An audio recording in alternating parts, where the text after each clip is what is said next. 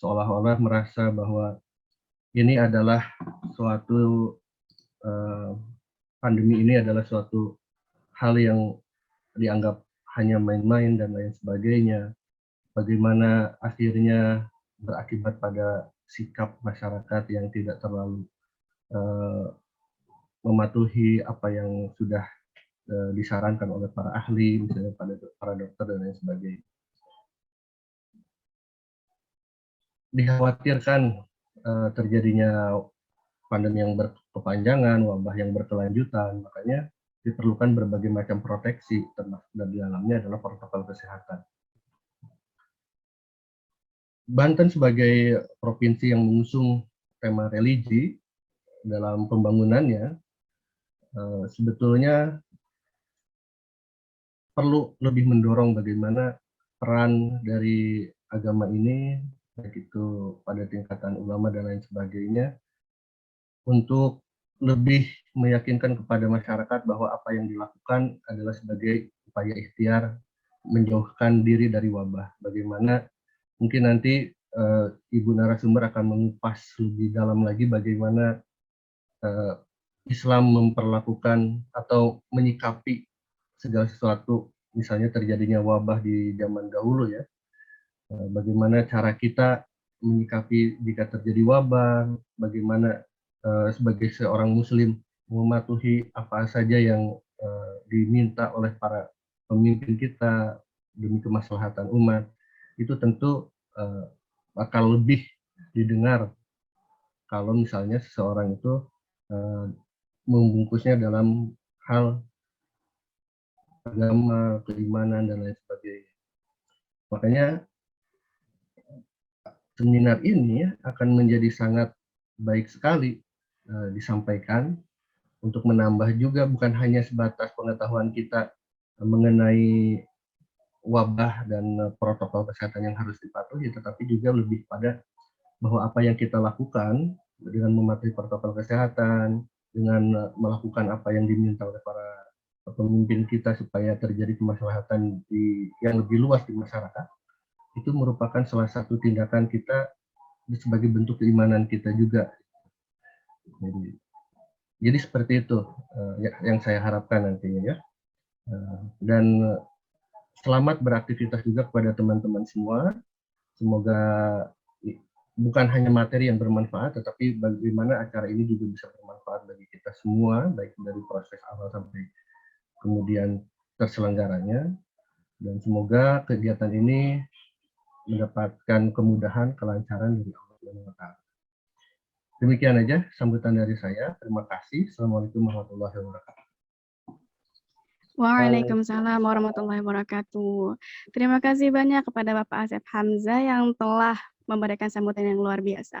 Baiklah nih, ada satu lagi sambutan yang akan disampaikan oleh Ketua Kelompok Kerja Mahasiswa kami, yaitu Muhammad Alvin Raihan. Waktu dan tempat dipersilahkan.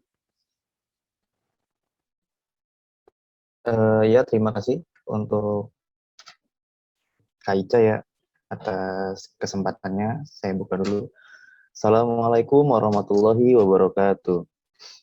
Waalaikumsalam warahmatullahi wabarakatuh.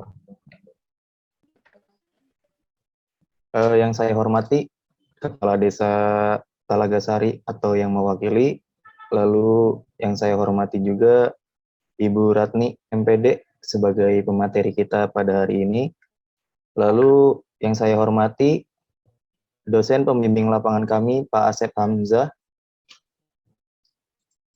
dan para hadirin yang tidak bisa saya sebutkan namanya satu persatu. Puji syukur kehadirat Allah Subhanahu wa Ta'ala yang telah memberi rahmatnya bagi kita semua, hingga hari ini kita begitu bersemangat menjalankan acara seminar online ini dengan tema mematuhi protokol kesehatan dalam keimanan. Ucapan terima kasih saya sampaikan kepada Kepala Desa Talagasari atau yang mewakili, lalu juga kepada dosen pembimbing kami yang senantiasa mendukung segala program yang kita jalani, dan untuk para peserta yang telah hadir, yang insya Allah diberi kesehatan dan rezeki oleh Allah Subhanahu wa Ta'ala. Amin ya Rabbal 'Alamin. Pandemi merupakan salah satu musibah yang tidak bisa kita tebak kapan terjadinya ya.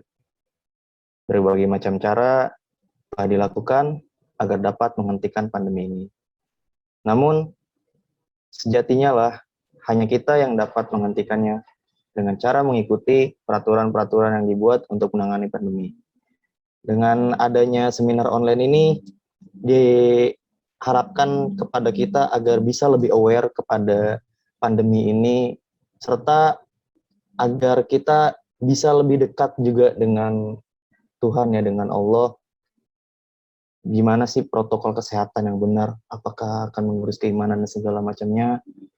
Semoga teman-teman semua dapat mengikuti seminar online ini dengan baik dan tidak ada kendala.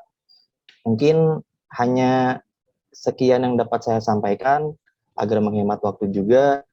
Hanya itu saja yang dapat saya sampaikan sebagai Ketua Kelompok KKM 16 Tematik Untirta tahun 2021.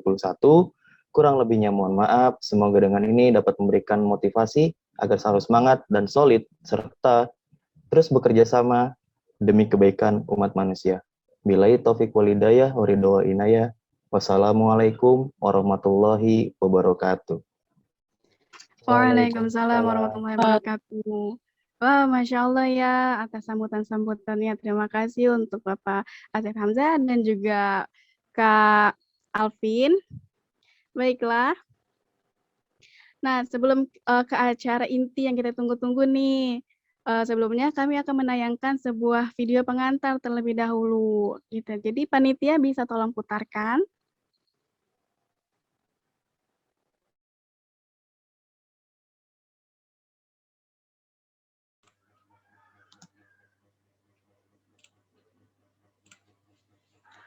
Wabah COVID sudah lebih dari setahun lamanya. Tetapi jumlah orang yang terpapar makin meningkat. Apalagi sejak beberapa hari terakhir, kasus harian COVID menembus rekor tertinggi. Ikhtiar sudah diupayakan, namun tidak mampu menahan laju wabah yang kian mengganas. Imbauan doa bersama kepada Allah Subhanahu wa Ta'ala agar mengangkat wabah ini menggema di seluruh negeri. Ini sebagai bukti bahwa manusia butuh pertolongan Allah. Ternyata imbauan saja tidaklah cukup. Butuh taubatan nasuha dari seluruh masyarakat dan pemerintah untuk kembali ke hukum Allah secara kafah. Insya Allah, wabah ini akan berakhir.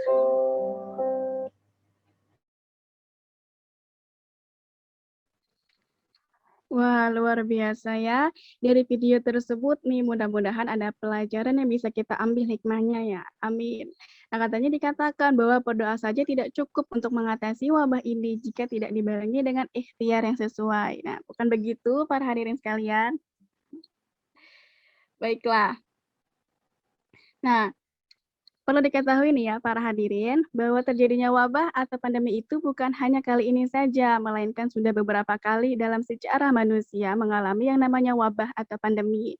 Tercatat pula nih bahwa di masa Rasulullah SAW pun dan juga para sahabat pernah mengalami wabah atau pandemi. Lantas apa sih nih yang dilakukan orang-orang terdahulu ketika menghadapi wabah, dan kira-kira bagaimana nih pandangan Islam tentang wabah dan bagaimana seharusnya seorang muslim dalam menghadapi wabah tersebut. Nah, oleh karena itu, kita sambut saja ya pemateri yang luar biasa kita ini, yaitu Ibu Ratmi MPD untuk menyampaikan materinya. Waktu dan tempat dipersilahkan, Ibu.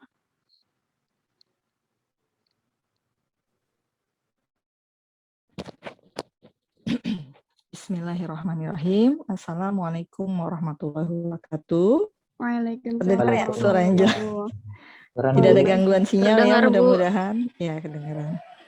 Alhamdulillah rabbil alamin wa ala alihi wa sahbihi ajmain, amma ba'du. Rabbi sahli sodri wa yasirli amri wahlul uqdatam min lisani yafqahu qawli. Rabbi zidna ilman warzuqna fahman. Alhamdulillah, puji syukur kehadirat Allah, saya sudah diundang ke acara yang sangat spesial dari orang-orang spesial ya. Para peserta maupun juga orang-orang yang terlibat di sini, kepanitiaan juga jelas ya, pembina atau dosen yang berkaitan dengan pembina Kukerta. Kalau di UIN disebutnya Kukerta ya, mungkin kalau di Untirta disebutnya KKN ya. Nah, terima kasih sudah diperbolehkan saya untuk berbincang-bincang, begitu juga mungkin dari Desa Talagasari ya, dari Balaraja yang setahu saya gitu. Dalam hal ini saya diminta untuk menyampaikan tema yang alhamdulillah insya Allah bukan hanya sekedar tahu, tapi bisa kita aplikasikan, bisa kita amalkan. Dan juga bisa kita serukan, karena pahalanya akan berlipat-lipat ketika kita tidak berhenti untuk mengetahui saja, tapi juga mengamalkan dan menyampaikannya lagi. Karena siapa lagi selain mahasiswa sebagai agent of change, sebagai generasi yang akan menjadi pemimpin, tentu saja generasi intelektual yang mensosialisasikan informasi-informasi yang benar, bukan informasi-informasi yang hoax, kepada masyarakat, terutama masyarakat umum dan lingkungan sekitar dari kita. Untuk itu, kita mulai bersama-sama, biar berkah katanya, meskipun kayak orang pengajian ya, tapi nggak apa-apa ya, bersama-sama kita berkah dan dijaga kesehatannya, semoga insya Allah, dengan membaca Al-Fatihah bersama-sama boleh? Boleh. Boleh Bu. banget Ibu. Mari bersama-sama ya, Selamat. Al-Fatihah.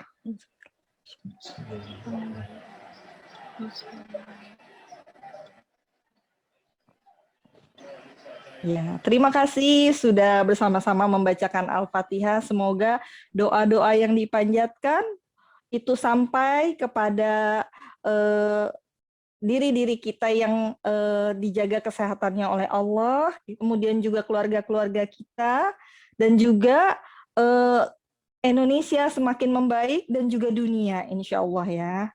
Nah, sebagai seorang yang pernah kena COVID, saya termasuk kena COVID yang gelombang pertama ya, Oktober 2020.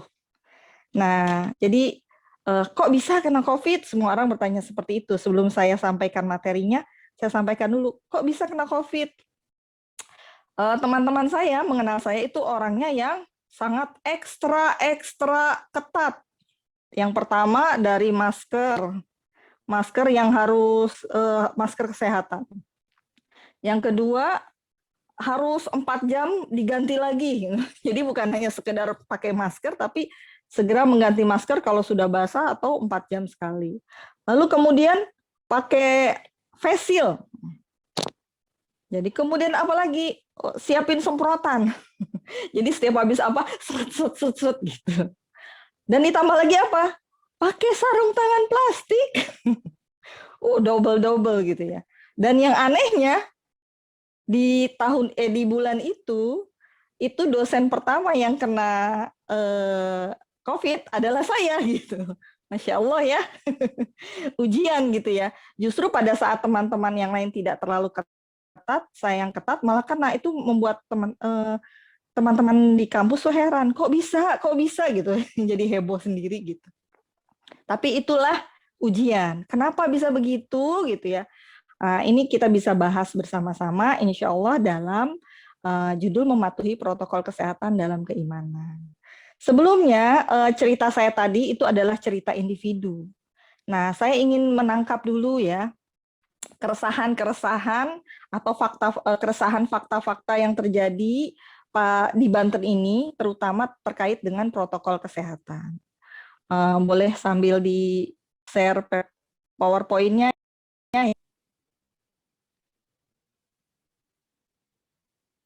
Tolong ya, adminnya siapa nih? Ya, yang pertama itu keresahan dari Gubernur Banten sendiri, dan saya sebagai orang yang beraktivitas di Kota Serang itu bisa melihat bahwa rendahnya kesadaran penggunaan masker di Banten. Ini bukan sekedar apa ya, sekedar informasi saja gitu. Bisa kita lihat di berbagai lingkungan hampir ada yang bawa masker tapi diletakkan di ini ya, di dagunya saja gitu. Atau ada yang pakai masker tapi hidungnya tetap terlihat gitu.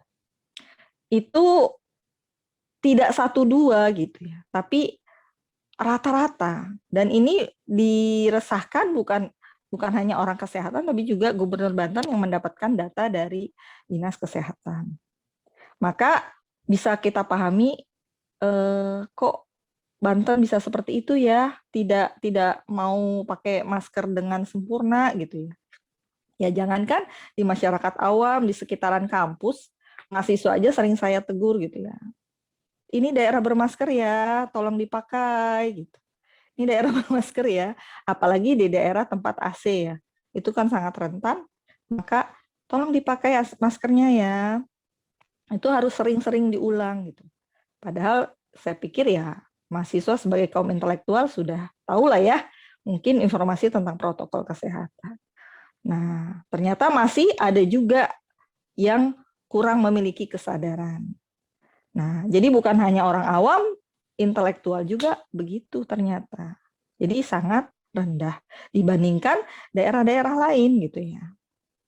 Lalu yang miris adalah kok sudahlah kesadarannya kurang, ternyata yang terbaru itu, fakta yang terbaru adalah adanya korupsi masker. Aduh, sudahlah maskernya itu tidak mau dipakai, maskernya dikorupsi juga. Makin miris. Ini jadi yang menjadi masalah yang mana nih? Individu atau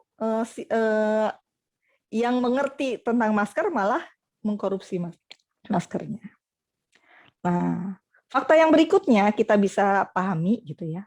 Kalau saya lihat di informasi-informasi pada saat sekarang ini, karena dunia sudah berbeda di zaman saya dulu dengan sekarang, itu sangat banyak gitu ya, deras sekali arus informasi yang sampai kepada semua orang, bukan hanya orang awam maupun intelektual, semua sampai. Dan tidak ada filternya gitu.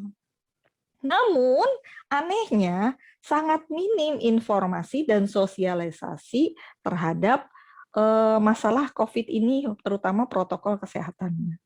Udah kok, udah tahu, udah dengar, bukan masalah udah tahu, udah dengar, tapi bagaimana misalnya desa-desa turun ke warganya, atau RT RW, atau acara-acara di masjid-masjid kan masih berlangsung, tapi tetap mengingatkan. Nah itu ada koordinasi-koordinasi, ada upaya-upaya tetap untuk melanjutkan informasi tentang pelaksanaan protokol kesehatan. Nah, di sini jelas kita sangat minim gitu ya. Tapi di sisi lain informasi di berbagai hal yang bukan terpusat, bukan yang resmi gitu ya, itu sangat banyak. Jadi kita tidak lagi mampu membedakan mana informasi yang benar, mana informasi yang konspirasi dan sebagainya, kontroversial dan sebagainya. Kita jadi ya terjebak juga gitu, dan bukan hanya mahasiswa, bukan hanya orang awam, bahkan sekelas profesor pun ada yang mungkin terjebak dengan informasi-informasi yang rawan sekali disalahgunakan gitu ya oleh orang-orang tidak bertanggung jawab. Nah, berikutnya fakta kesehatan lain yang miris di Banten ini adalah kalau kita ketahui ada 3 provinsi yang cepat sekali pemberian vaksinnya. Yang pertama adalah Kepulauan Riau, Kepri ya. Terus berikutnya Jakarta. Itu termasuk cepat untuk melakukan vaksinasi. Jadi hampir berapa persen dari warganya itu setengahnya lah sudah memenuhi gitu ya. Banten sendiri sangat minim gitu, dan lambat penanganannya. Nah, mudah-mudahan sekarang sedang gencar-gencarnya pemerintah menganjurkan dan menjalankan vaksinasi, termasuk di perumahan saya, door to door ya, sampai masuk ke perumahan untuk menjalankan vaksinasi, bukan hanya di puskesmas ternyata. Jadi datang ke perumahan-perumahan, itu kan lebih enak ya, nggak berkerumun, nggak ngumpul di mana, itu lebih baik. Mudah-mudahan dinas kesehatan mau melanjutkan gitu hal seperti ini. Kalau di perumahan saya kebetulan dari BIN ya, Badan Intelijen Nasional, saya juga nggak ngerti ya, Badan Intelijen Nasional sangat perhatian ternyata terhadap kesehatan. Oke, lanjut ya. Fakta lain yang miris juga adalah adanya penanganan yang simpang siur terhadap informasi yang salah tentang COVID. Maksud saya misalnya berita-berita hoaks itu tidak coba diluruskan dari kanal-kanal resmi pemerintah. Kanal-kanal resmi itu apa?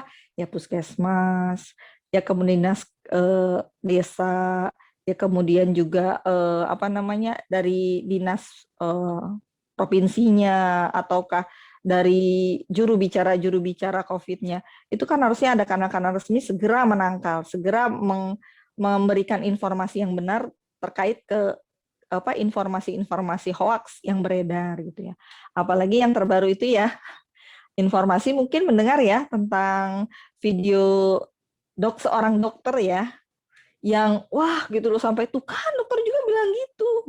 Kebayang satu dokter bicara A tapi 1000 dokter yang ngomong B, itu yang didengar satu doang, satu dokter A ini. Duh, kemana informasi-informasi dari dokter itu tidak dianggap, lebih mengimani istilahnya, lebih meyakini informasi dokter A dibandingkan 1000 dokter lain yang sudah menyampaikan lebih awal. Ini segera harusnya gitu ya. Jangan didiamkan, karena apa? Masyarakat bingung gitu loh, tidak tahu berpegangan pada apa, pada informasi yang mana, itu butuh gitu ya. Pemegang kekuasaan untuk melakukan penanganan terhadap kesimpang siuran itu. Nah, lain-lain mungkin bisa kalian tambahkan ya, apa-apa saja yang fakta di Banten yang mungkin bisa jelas ternyata protokol kesehatan kita sangat miris gitu.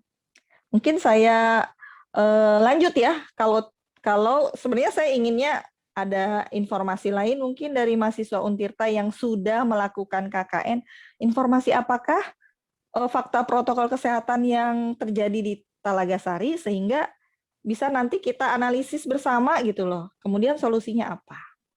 Mungkin ada yang mau menyampaikan? Nah, bagaimana nih teman-teman semua nih? Mungkin ada info dari teman-teman yang belum disampaikan sama materi kita.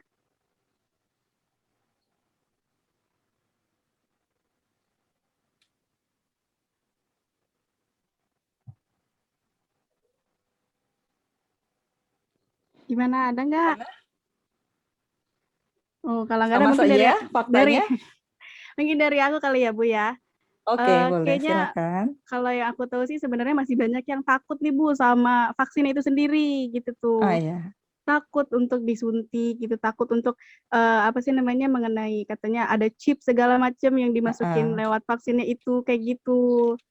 Seperti itu tuh Bu yang bikin masyarakat itu udah nggak mau melakukan protokol kesehatan, mereka juga nggak mau nih pakai vaksinasi kayak gitu. Oke. Takut vaksin, terutama takut vaksin karena bisa membawa kematian gitu ya. Salah satu informasi yang cukup fakta yang bisa kita ketahui dari pemahaman orang-orang. Nah, informasi tentang ini gitu ya, anehnya mereka takut terhadap vaksin karena akan membawa kematian. Tapi ketika dibilang COVID, saya mah nggak takut sama COVID. Yang mati mah mati aja loh. Kok pada saat vaksin kok nggak malah takut gitu. Jadi ambigu ya.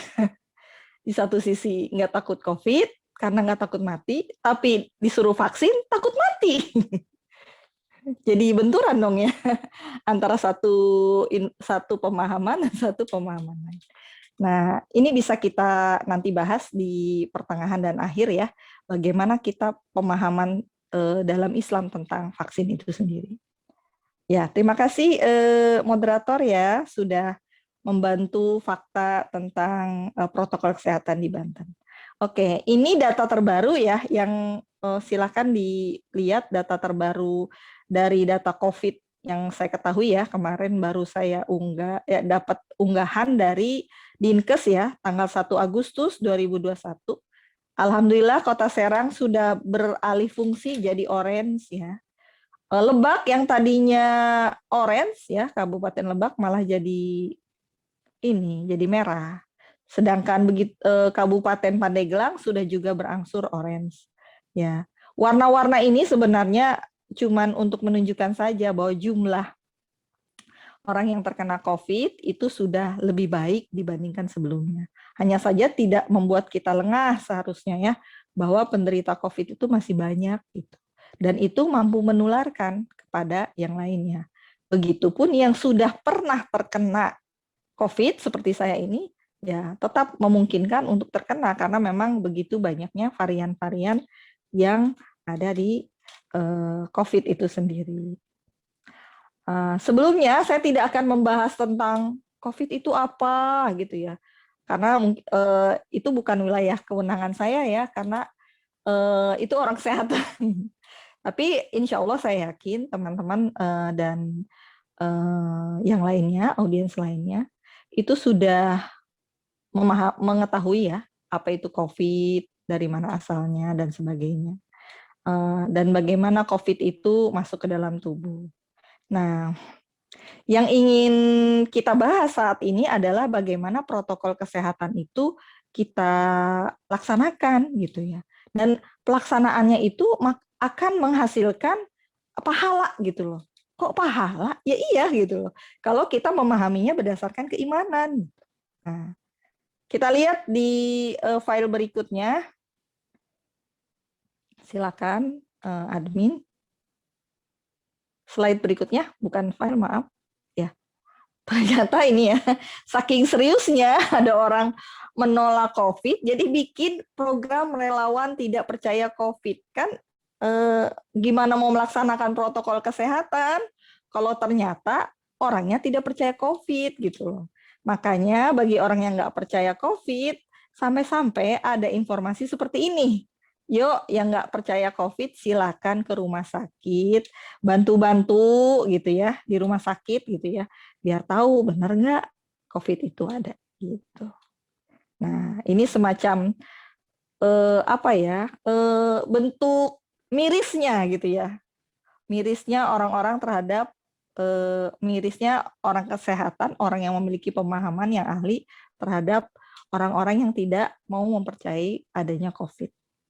Dilanjutkan ya. Slide berikutnya. Nah, langsung saja di slide berikutnya saya beralih ke bagaimana ya pandemi. Kita beralih ke pandemi atau wabah atau taun ya kalau dalam Islamnya gitu. Nah, itu ternyata bukan terjadi di masa kita saja. Bukan juga terjadi pada masa Hindia Belanda, waktu itu ada flu Spanyol ya di Batavia yang menghabiskan 4 juta orang, ya, kalau nggak salah sejumlah itu 4 juta orang Indonesia pada saat itu. Ternyata ini juga terjadi di masa Nabi Muhammad SAW. Ya, di masa Islam ini, di masa Nabi Muhammad, ada yang namanya penyakit lepra dan kusta. Kalau sekarang kita lepra dan kusta nggak terlalu menakutkan di zaman itu dulu. Karena kenapa? Karena perkembangan, kemajuan teknologi kesehatan terutama. Nah, di masa itu memang kusta dan lepra itu mirip. Kalau boleh dikatakan mirip dengan COVID, karena kita tidak tahu bagaimana penanganannya, seperti apa penularannya. Begitu juga pada saat itu tidak tahu obatnya, tidak tahu bagaimana mencegahnya. Ya, sedikit sekali kalaupun ada taunya. Maka sabda Nabi Muhammad SAW tentang wabah seperti ini dikatakan, jika kamu mendengar wabah di suatu wilayah, maka janganlah kalian memasukinya. Tapi jika terjadi wabah di tempat kamu berada, maka jangan tinggalkan tempat itu. Jadi kalau kita bukan di epicentrum dari wilayah, misalnya waktu awal itu kan di Wuhan, kita jangan pergi ke Wuhan gitu. Menghindarkan diri dari Wuhan. Nah, ternyata kemudian kalau kita di Wuhan, meskipun kita orang Indonesia, kita ingin balik ke keluarga kita, tahan diri, tahan, tinggal saja di Wuhan. Kenapa? Nah, ini sebenarnya mengajarkan bahwa seseorang itu jangan egois mikirin dirinya sendiri, dia harus mikirin orang-orang lain yang mungkin terpapar. Dia mungkin datang ke Indonesia negatif gitu ya, sehat, tapi ternyata membawa virus itu. Entah dari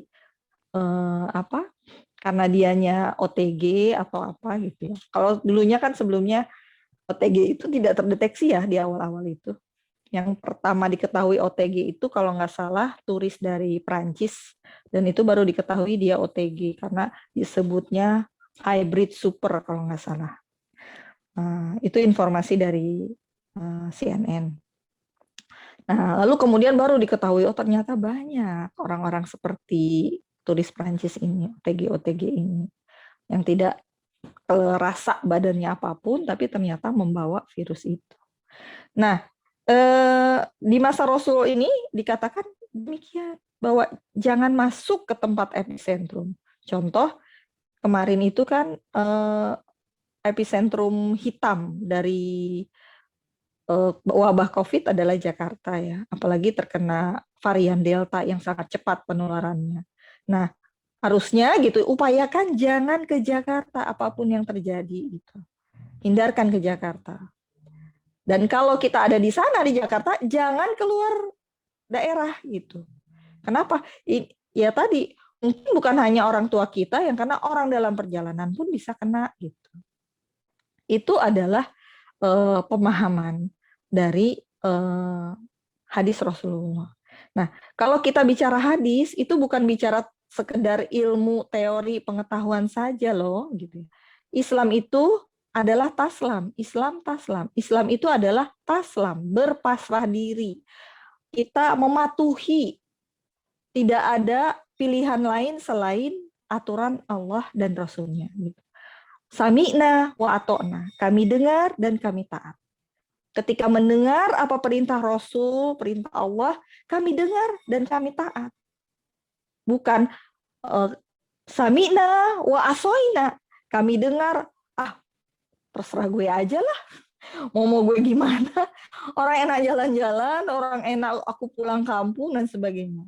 Nah, kalau kita memahaminya dengan keimanan, maka kita sami'na wa ato'na, kami dengar dan kami taat. Tanpa kata nanti dan tanpa kata kami taat tanpa nanti dan lupa gitu ya, atau lupa. Nah, itu semua kita jalankan. Maka ketika kita menjalankan seperti ini, karena niat kita karena Allah, amalan kita juga karena Allah gitu ya, maka Allah akan membalasnya gitu, sesuai dengan apa yang kita lakukan. Nah, di dalam hadis berikutnya dikatakan bahwa kematian karena wabah adalah surga bagi muslim.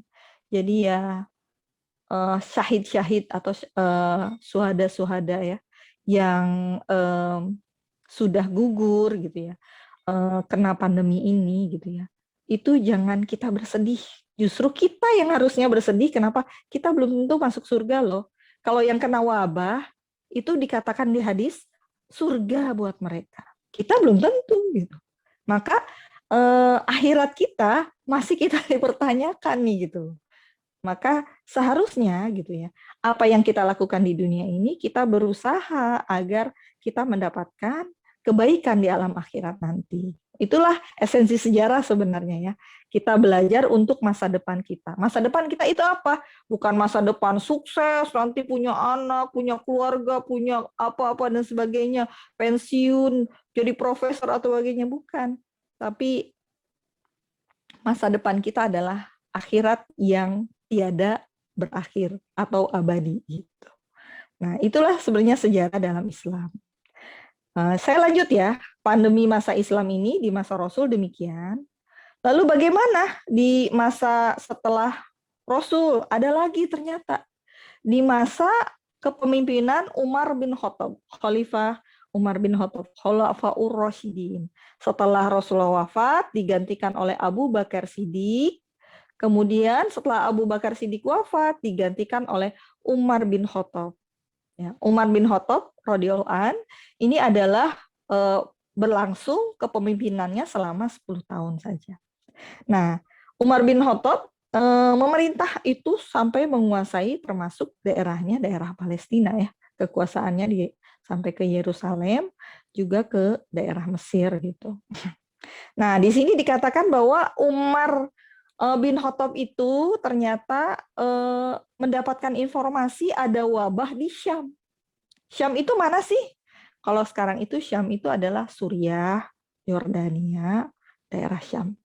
Dan itu adalah daerah subur, daerah perdagangan yang di masa Rasul dan sebelum Rasul pun itu terbiasa melakukan perdagangan dari Makkah, Madinah ke negeri Syam, gitu, ke atas gitu ya. Kalau ke bawah itu kan ke negeri Yaman, di bawah dari Madinah dan Makkah. Nah, dapat informasi seperti itu, padahal Rasulullah sedang menuju Syam. Maksud saya Umar bin Khattab sedang menuju Syam. Dan Umar bin Khattab sebelum sampai Syam itu menghentikan, tidak melanjutkan perjalanannya. Tentu saja orang terheran kalau orang yang nggak paham ini, kenapa sih? Aku takut amat, atau bahasa Jermannya sien bay. Sien amat ku wabah teh tongkitu atuh gitu ya. Bahasa Jerman ya itu ya. Ini jangan takut gitu loh. Ngapain sih takut? Kita ada Allah. Ini gimana sih kita orang beriman masa sama wabah aja takut? Dengan nama Allah kita harus maju terus. Nah, ternyata tidak begitu yang dimaksud dengan memahami wabah. Apa yang dikatakan bahwa Umar bin Khattab mengatakan kita berhenti tidak melanjutkan perjalanan ke Syam adalah untuk menuju takdir Allah yang lain. Jadi sebelum kodonya Allah terjadi, ketika kita tahu kodonya Allah terjadi setelah terjadi gitu. Ini kodo apa bukan setelah terjadi. Maka kita bukan melarikan diri dari takdir Allah, tapi kita menuju takdir Allah yang lain, kodo Allah yang lain. Jadi sebelum kejadian, kenapa enggak? Itu mungkin saja kode Allah ketika kita pergi dari tempat wabah itu sebelum kejadian. Begitu pemahaman dalam Islam. Begitulah pemahaman kodo dan kodar. Nah, masalahnya pada saat ini masyarakat atau umat Islam sangat bingung terhadap kodo dan kodar. Yang kodo kodar tuh yang mana gitu ya.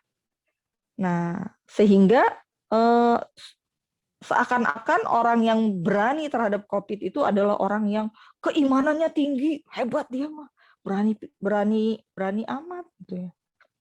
Ya nggak seperti itu. Umar bin Khattab itu adalah orang yang sangat pemberani.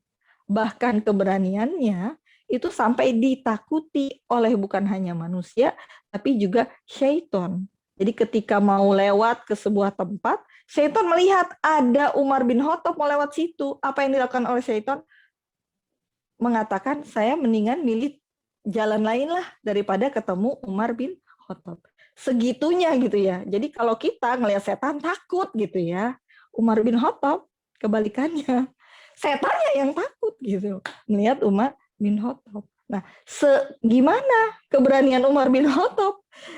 Kalau kita bandingkan dengan orang yang berani mengatakan bahwa saya mah nggak takut sama COVID, berani saya, jawara misalnya saya, ulama tingkat tinggi saya. Nah, ini Umar bin Khattab adalah sahabat Nabi. Dia tidak menerobos ke tempat wabah, tapi meninggalkan tempat wabah sebelum sampai menuju ke tempat lain yang itu merupakan takdir Allah gitu. Jadi yang disebut takdir itu ya setelah kejadian, bukan sebelum kejadian. Nah, sebelum kita tahu aktivitas-aktivitas kita yang kodonya Allah itu, maka kita berusaha optimal gitu dalam menjalankan apa-apa yang diperintahkan oleh Allah. Ketika sudah kita optimal, misalnya kita safety nih, kayak saya udah safety banget nih, pakai masker, pakai apa segala macam lah, sampai sarung tangan plastik gitu ya. Tapi kena juga gitu loh. Ya, itulah kode Allah, kekuasaan Allah. Allah yang nentuin kok virus itu masuk ke kita apa enggak. Berarti bukan kita takut karena virus, tapi kita takut karena ini perintah Allah. Itu. Dan Allah mungkin menginginkan ketika virus sampai ke saya untuk lebih dekat kepada Allah. Nah, maka di dalam pandemi di masa Syam ini, di abad ke-18 Hijriah itu ya, sangat menyebar cepat yang namanya wabah ya gitu, menyebarnya cepat. Kalau lambat mah bukan wabah namanya gitu ya, penyakit biasa ya. Nah, kita lanjut ke slide berikutnya. Mungkin ada yang sudah mulai menguap-nguap ya. Sudah pada sarapan belum ini ya yang ikutan seminar hari ini? Mudah-mudahan sudah ya terisi perutnya. Biasanya kalau nggak terisi perutnya itu mempengaruhi kesehatan juga. Dan itu salah satu penyebab saya kena COVID. Jangan salah ya. Jadi saya terlambat makan siang itu. Jadi ya itulah kode Allah gitu tuh. Jadi jangan ya mentang-mentang masih muda belum sarapan. Sarapan dulu kalau yang belum. Ya karena lagi ada seminar mungkin ditunda. Nanti besok-besok jangan lupakan sarapan. Kita lanjut ya. Kemudian bagaimana setelah kita ada informasi fakta tentang kesehatan di Banten, terutama masalah COVID ini, penanganan COVID, ternyata banyak masalah gitu loh. Dan saya telaah, analisis, dan bukan hanya saya, itu diakui gitu ya oleh pengamat-pengamat politik maupun ekonomi. Ini adanya masalah utama ini, slide berikutnya sudah ya, dilanjutkan, slide, yaitu slide berikutnya itu masalah utamanya adalah distrust. Apa itu distrust? Yaitu ketidakpercayaan. Ketidakpercayaan kepada pemerintah. Kenapa tidak percaya? Kan pemerintah yang mensejahterakan kita. Kok nggak mau percaya sih? Gimana mau percaya? Gitu. Beberapa informasi-informasi gimana mau percaya? Pada awal aja pemerintah malah bilangnya, Indonesia mah nggak bakal kena. Indonesia mah negeri khatulistiwa, panas matahari, itu akan membunuh dari COVID itu sendiri katanya. Ada juga yang mau komentar, nggak mungkin Indonesia kena. Ini para pejabat negara ya ngomongnya. Indonesia mah udah kebal, makan sego kucing aja kuat dianya. Sego kucing makanan kalau di daerah Semarang atau daerah Jawa itu ya cuman 3 suap nasi dengan pilihan masing-masing. Ada lagi yang komentar lainnya, ya banyak. Dan ini para pejabat mirisnya. Makanya ketika kok COVID sudah mewabah gini, ya wajar katanya. Masyarakat tidak percaya pada pemerintah. Kan di awal pemerintah yang menganggap enteng, bahkan membuka pintu pariwisata sebesar-besarnya. Nah, bukan hanya itu. Di saat sekarang yang lagi rentan-rentannya gelombang kedua, memang setiap wabah itu kita ketahui pada saat flu Spanyol juga di Batavia, itu gelombang kedua memang yang menghabiskan banyak nyawa manusia. Nah, sama seperti sekarang lagi gelombang kedua ya. Itu di saat yang tinggi-tingginya COVID di Indonesia, kita diminta stay home gitu. Tapi asing gitu ya, bisa masuk. Itu varian India bisa masuk dari mana coba? Ternyata ada satu pesawat orang India masuk ke kita. Terus asing masih masuk. Itu informasi seperti itu di tengah-tengah masyarakat makin membuat ketidakpercayaan kepada pemerintah. Nah, gimana?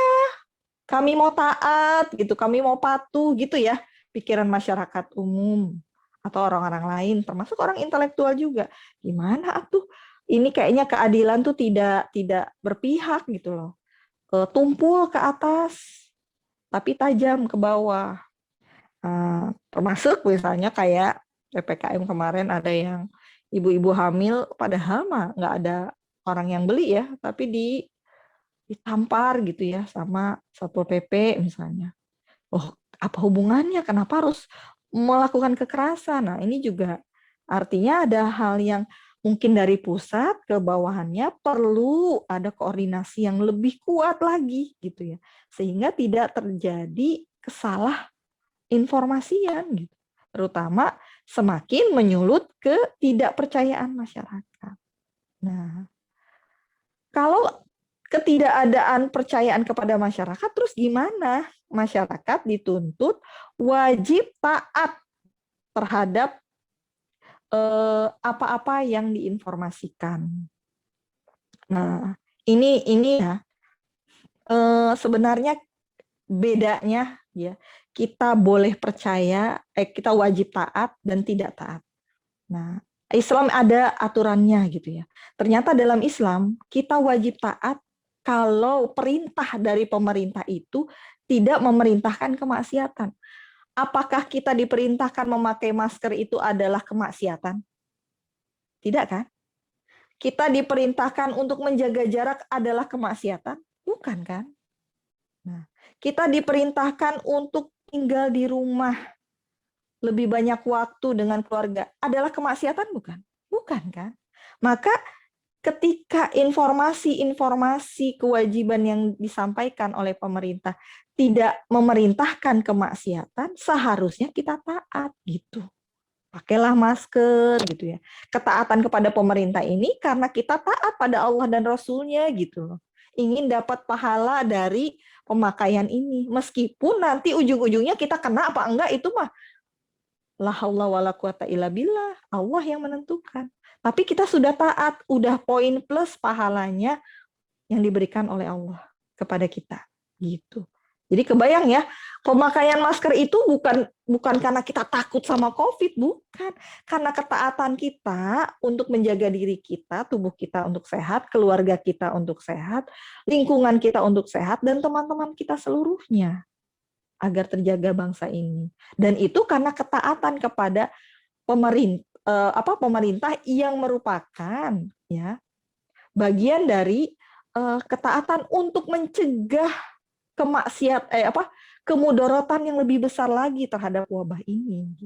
Dan itu bukan perintah kemaksiatan, meskipun kita tidak percaya gitu kepada pemerintah. Kalau misalnya ada ya yang tidak percaya kepada pemerintah, tapi kan ini bukan sebuah kemaksiatan gitu loh. Itu sebuah kebaikan. Maka kebaikan ini meskipun orang yang menyampaikannya adalah buruk, kita harus melaksanakannya. Karena apa? Ya bukan karena dia yang menyampaikan, tapi karena untuk kebaikan bersama. Itu intinya. Jadi pemakaian masker, menjaga jarak, nggak usah nunggu ditegur, nggak usah nunggu disuruh, nggak usah nunggu dipelototin, nggak usah sampai ditoa-toain, halo, jaga jarak, jaga jarak. Nggak usah seperti itu. Saling mengingatkan justru. Kenapa? Itulah yang namanya kita sama-sama mencegah kemudaratan lebih besar lagi. Gitu. Nah, maka dikatakan hadis riwayat Bukhari ya dari Nabi Muhammad SAW bersabda, tidak ada kewajiban taat dalam rangka kemaksiatan. Kalau ternyata pemerintah misalnya, bukan hanya pemerintah ya, orang tua kita sendiri kalau memerintahkan kemaksiatan, jangan kamu sholat misalnya. Ya, tidak ada kewajiban kita taat. Tapi kalau ternyata itu dalam rangka ketaatannya itu untuk amar ma'ruf nahi munkar, wajib kita taat. Dan itu mendapatkan pahala karena niat dan perbuatan kita karena Allah. Gitu. Jadi rugi ya orang yang nggak pakai masker atau orang yang pakai masker tapi bukan niat karena keimanan gitu. Ternyata kena, aduh, bikin tuh kan mendingan aku nggak pakai masker. Ya nggak gitu ya, bisa dipahami bersama. Kita lanjut ya di slide berikutnya. Lalu bagaimana solusi level individu untuk kita gitu ya? Tolong bagaimana kita menghadapi COVID ini dengan protokol kesehatan yang ketat. Yang pertama, Nah, ini dia. Vaksinlah dirimu dengan Al-Quran. Udah vaksin belum dengan Al-Quran? Deket-deket nggak sama Al-Quran? Sehari berapa kali bacanya? Jangan Ramadan doang. Baca Al-Quran Ramadan doang. Aduh, keburu-buru. Berapa juz? Berapa juz? Jangan. Al-Quran itu adalah wahyu Allah. Ya, sangat mulia. Jangan sampai kita jauh-jauh dari wahyu Allah. Rumah yang tidak ada bacaan Al-Quran, di rumahnya adalah rumah yang roboh. Nah, itu hadis lain. Jangan sampai rumah kita rumah yang roboh, kosong dari Al-Quran. Sehari minimal sekali lah baca Al-Quran. Biasanya habis maghrib atau habis isya, ya silakan. Atau mau sehari 5 kali, mangga. Alhamdulillah, vaksin banget itu tuh Al-Quran itu bagi kita gitu ya. Yang kedua, maskerlah mulutmu dengan zikir daripada gibah, ngomongin gitu ya. Ngomongin bukan ada yang langsung ketawa-tawa ya. Langsung ketawa-tawa itu maksudnya pengalaman saya gitu. Ya, mudah-mudahan bukan ya. Cuman inget gitu ya, ada orang-orang yang kayak gitu ya. Jadi istighfar kan. Nah, jadi maskerkanlah mulutmu dengan zikir daripada ngomongin orang. Itu masker kalau dipakai ngomong, itu kan berapa cipratan di masker kita kalau kita kebanyakan ngomong gitu. Coba kalau kita nggak terlalu banyak ngomong, zikir aja gitu kan. Zikir tuh nggak usah keluar sampai kenceng-kenceng, nggak perlu. Gitu. Masya Allah, pasti berarti kan mulut kita nggak banyak keluar hal-hal yang buruk gitu darinya. Terus kemudian cucilah tanganmu dengan sedekah. Ya cuci tangan sih gitu ya, dengan sabun tetap gitu. Tapi jangan lupa sedekah. Dalam masa pandemi ini gitu ya, perlu kalian ketahui sedekah itu bisa mencegah mara bahaya, bala gitu ya. Jadi jangan ragu untuk sedekah. Apalagi sedekah di pagi hari, bangun tidur, buru-buru sedekah. Apalagi di hari Jumat, Masya Allah, semakin. Nggak usah sampai harus miliaran, ratusan juta, sejuta. Ya 1.000, 2.000, 3.000, nggak apa-apa. Continue saja. Itu adalah sedekah yang paling utama. Melaksanakan dengan terus-menerus. Lalu berikutnya, jagalah jarak dari kemaksiatan. Asik. Jadi jangan hanya truk gandeng, jaga jarak ya. Truk-truk yang gede-gede itu kan suka jaga jarak tuh ya. Tapi kita juga jaga jarak. Yang bukan mahram, jaga jarak. Jadi kita tidak berdesak-desakan. Sebelum COVID, saya seringkali karena saya aktivitasnya lumayan padat ke Jakarta ya, karena kuliah saya di UNJ dulunya, itu seringkali banyak yang berdesak-desakan dan akhirnya terjadi pelecehan seksual. Nah kan, ternyata dengan adanya COVID ini agak dijaga kemuliaan perempuan itu, tidak lagi dilecehkan, karena kan otomatis jaga jarak, gimana megangnya gitu ya. Yang mau melecehkan gimana megangnya, orang udah jauh gitu jaraknya semeter. Begitu. Jadi kita menjaga diri kita dari kemaksiatan. Yang terakhir ya, kita harus pastikan bahwa kalaupun kita hidup, kita selamat dari kemaksiatan dan wabah. Kalaupun kita meninggal, wafat, kita selamat dunia dan akhirat gitu. Jangan hanya sibuk mikirin selamat aja, yang penting nggak kena COVID. Karena esensinya semua orang pasti mati, semua orang pasti wafat, pasti meninggal. Tapi bagaimana meninggalnya itu membawa kebaikan dan bekalan amal di akhirat kelak, sehingga surga jaminan buat kita. Bahkan kalau bisa surga yang merindukan kita, bukan kita yang merindukan surga. Surga yang merindukan kita gitu. Ya, itu level individu. Nah, kira-kira gimana nih, kebayang nggak sama audiens kalian ya, teman-teman mahasiswa maupun warga Telaga Sari ya. Ini bukan hanya kita protokol hanya sekedar ini saja, tapi ini ya, ini juga bawa gitu ya, keimanan ya, yang dilandasi bukan hanya sekedar taklid buta kalau bahasa di UIN mah ya, hanya sekedar taat tapi tidak paham kenapa taat itu harus paham gitu. Harus punya kesadaran itu dengan berpikir itu. Nah, itu level individu. Insya Allah setelah ini banyak ya mahasiswa Untirta yang jadi mendapatkan amalan ya, karena mempraktekkan gitu ya, mengaplikasikan. Bisa nggak sih? Susah nggak? Level individu ini dilaksanakan, mengaplikasikan buat diri sendiri dulu deh gitu ya. Nggak usah banyak-banyak, sedikit demi sedikit, insya Allah nanti kita terbiasa gitu ya. Kalaupun tidak terbiasa, ada lagi rumusnya atau jurus ampuhnya. Ada doa paling utamanya apa? Allahumma paksakeun, ya. Dipaksain aja. Insya Allah bisa. Nah, lanjut kemudian di slide kalau sudah ya di level individu, insya Allah bisa ya semua ya. Ya, level Ya, masyarakat. insyaallah. Ya. Di level masyarakat ini ada 6M gitu. Nah, 6M ini saya kasih, tolong di slide dikosongin nggak? Nah, 6M ini saya kosongkan slide-nya.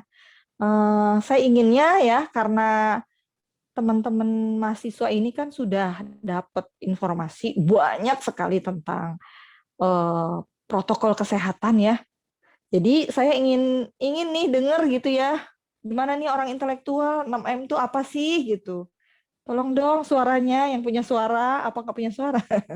Tadi Iya, yang level teman-teman. individu bisa kita amalkan dan juga kita suarakan kembali. Sekarang di level masyarakat nih, peran mahasiswa, agent of change.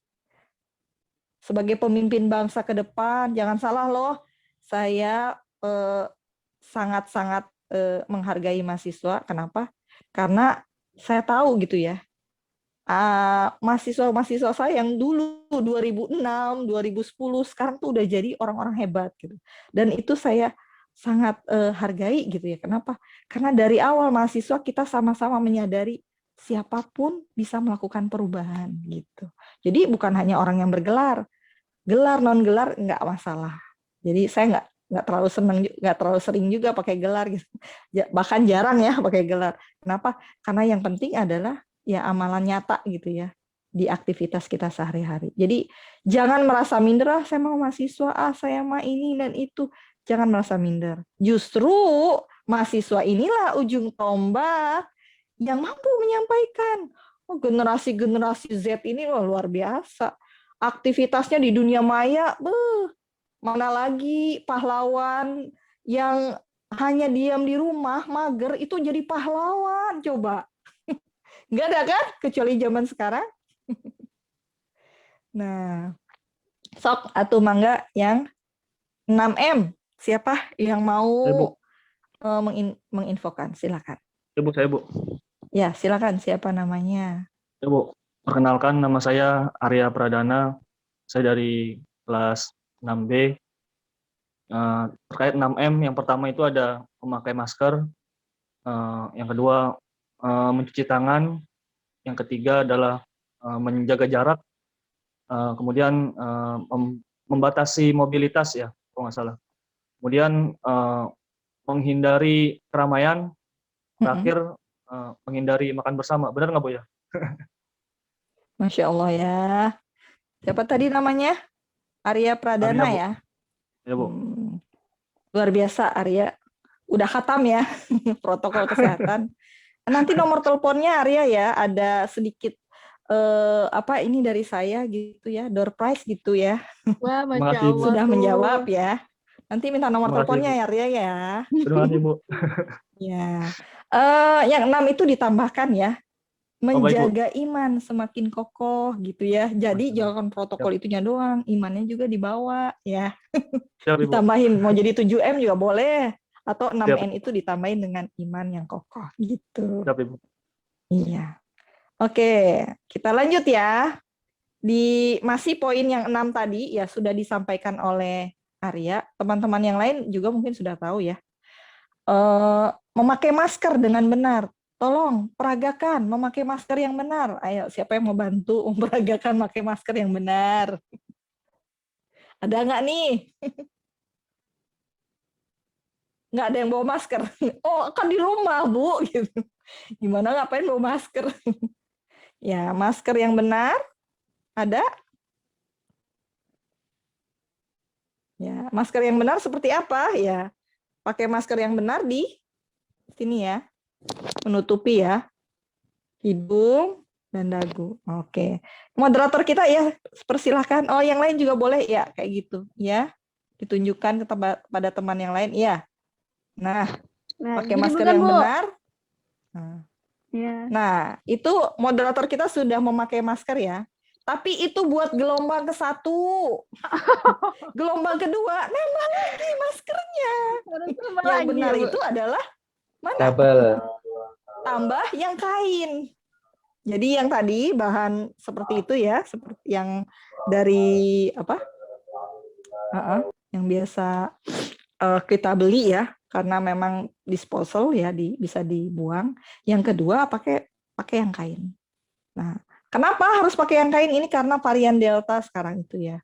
Jadi lebih cepat menularnya dan lebih membahayakan. Nah, begitu tuh. Lihat ya moderatornya. Tolong dirapikan agak pinggir-pinggirnya. Jadi semua ketutup ya.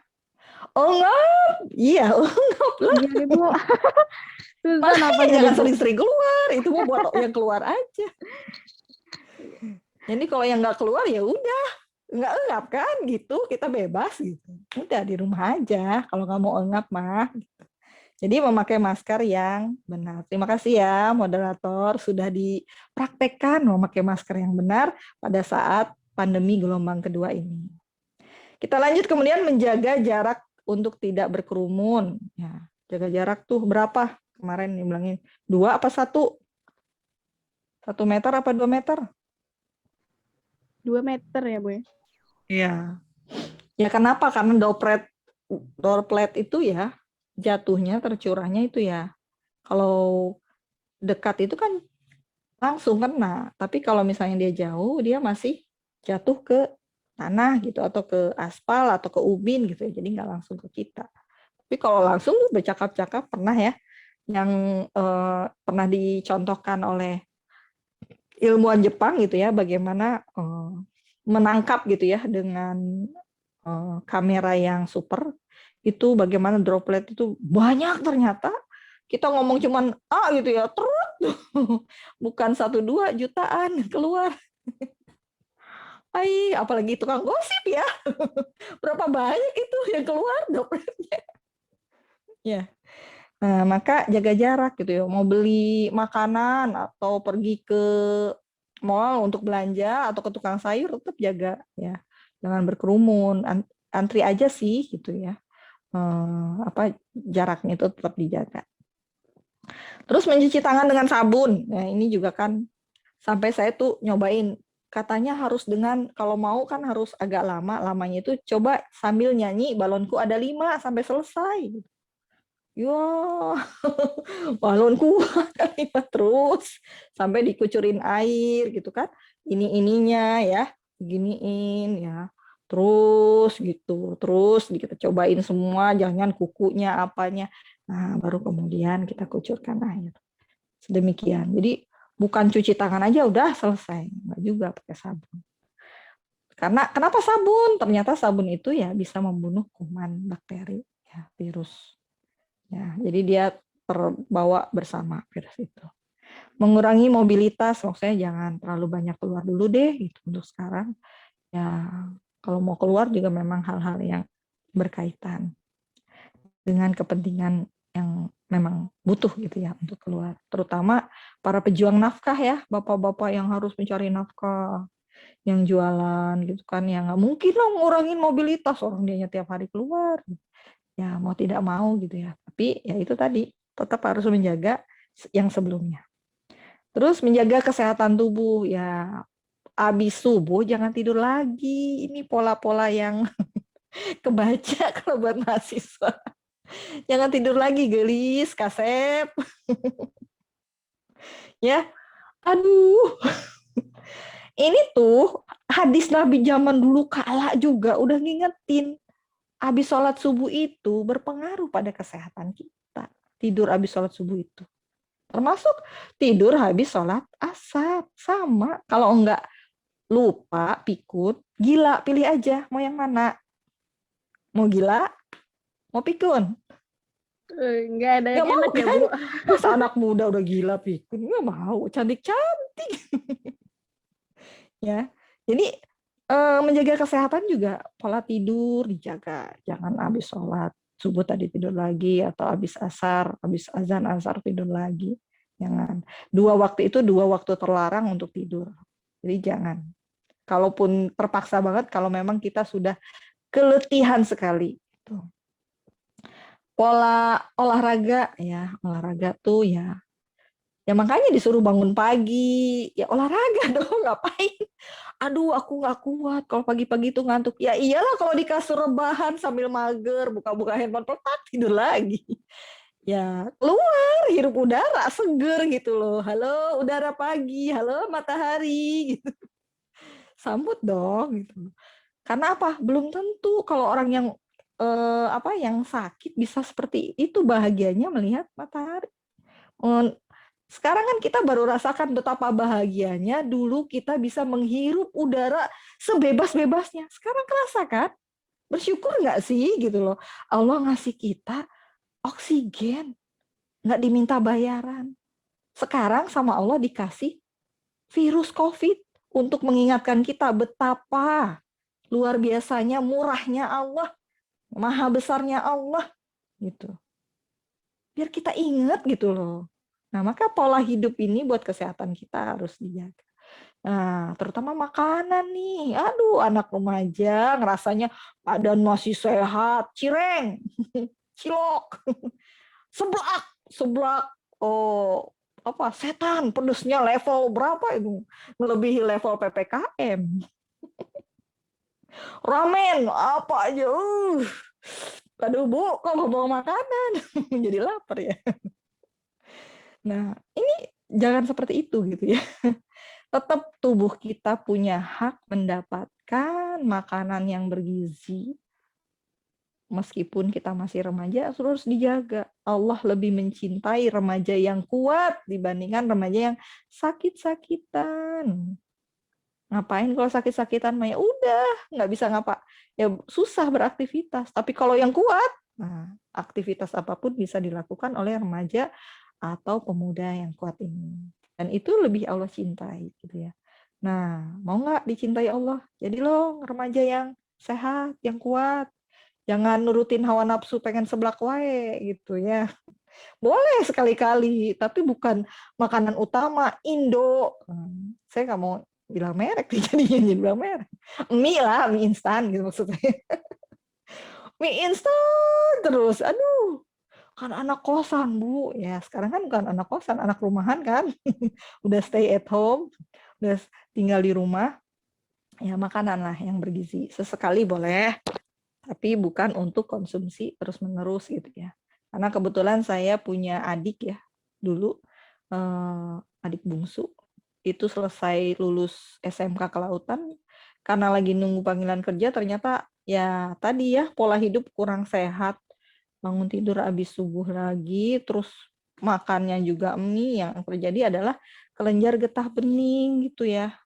Dan kelenjar getah bening itu karena salah prosedur waktu itu ya, dioperasi dan akhirnya membawa pengaruh percepat gitu ya, sampai ke kelenjar-kelenjar yang lain dan akhirnya ya tidak bisa bertahan, hanya 3 bulan saja wafat. Nah, jadi saya prihatin kepada pemuda, jangan ya makan yang sehat deh. Kalau bisa kurangin yang berminyak gitu ya. Rebus-rebus, kukus-kukus. Banyak kok makanan-makanan kukus, rebus yang enak-enak. Dimsum. Oh, enak kan dimsum? Ya. Gyoza. Kalau dimsum dari Korea, gyoza dari Jepang. Gitu. Banyak kok makanan yang enak. Jangan terlalu sempit gitu pikirannya. Banyak. Cari aja makanan-makanan yang sesuai selera kita. Ya, yang bisa kita konsumsi gitu. Nah, konsumsi termasuk yang terbaru nih ya, konsumsi vitamin C itu jangan 1000 mili ya ternyata. Itu bisa kita dapatkan dari buah-buahan. Ya, kita dapatkan. Buah-buahan nggak harus mahal, yang sederhana aja, pepaya, pisang. Ya, yang murah lain apa? Ya, silahkan dicari jeruk misalnya. Itu konsumsi tidak akan memudorotkan. Nah, kebetulan saya waktu kena COVID itu terlalu lebay ya.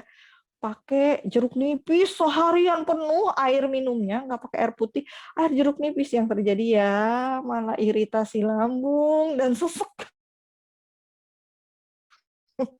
Itu salah penanganan terhadap COVID. Maka butuh informasi dan pengetahuan memang gitu ya, jangan salah. Nah, itu level masyarakat. Yang keenam, baru ke berapa tadi? Iya betul ya, tadi yang kelima menjaga kesehatan ya, pola makan, pola tidur tadi. Juga menjaga iman, bukan hanya imun tapi iman. Yang tadi kan imun, sekarang iman.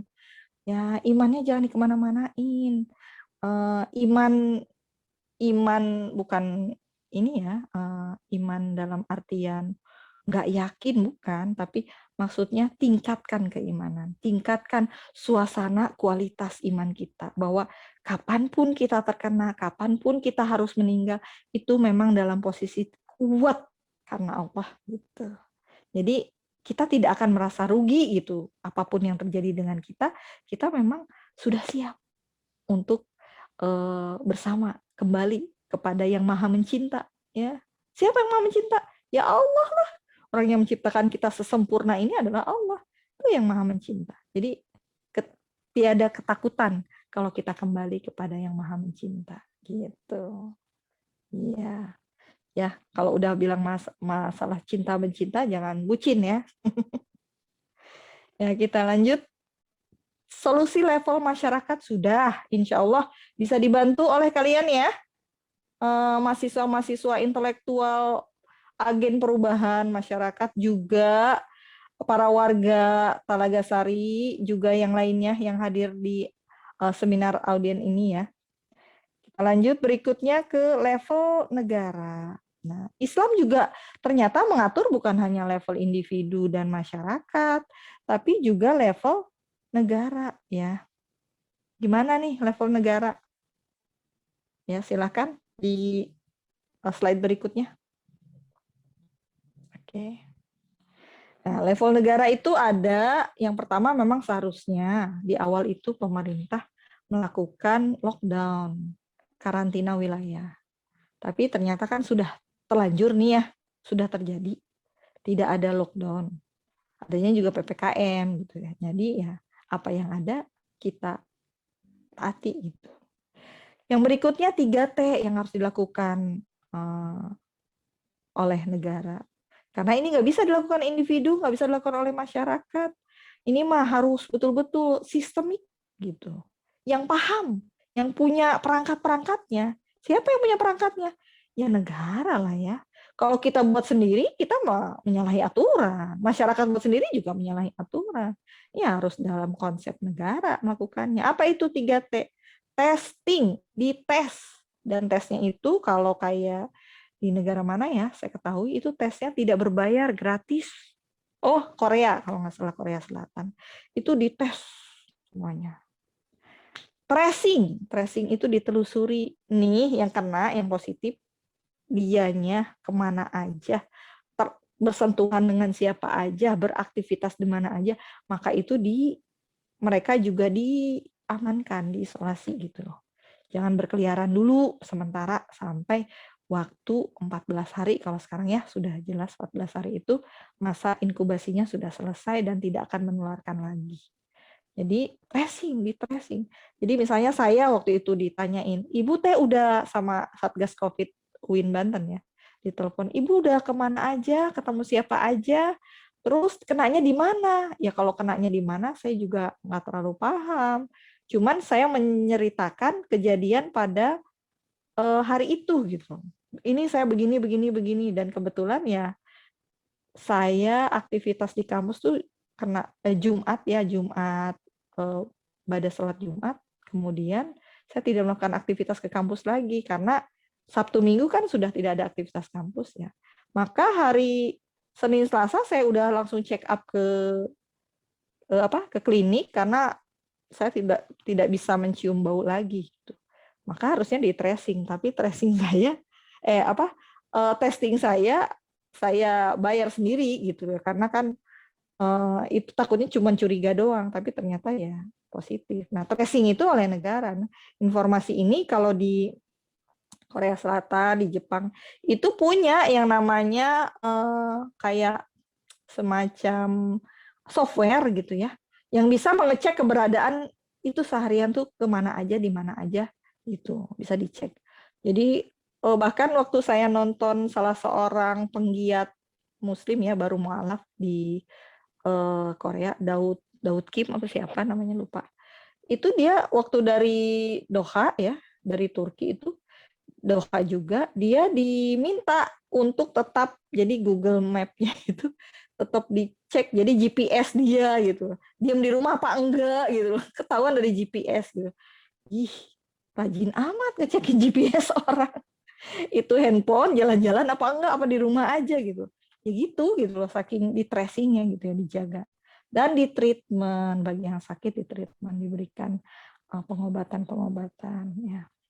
Nah, itu level negara. Yang berikutnya lebih cepat lagi, takutnya waktunya berapa menit lagi, saya takut habis nih. Moderator gimana, masih banyak? Mungkin 10 menit lagi Bu cukup. 10 menit lagi ya. Jadi jangan korupsi, itu uang aja ya, waktu juga jangan korupsi.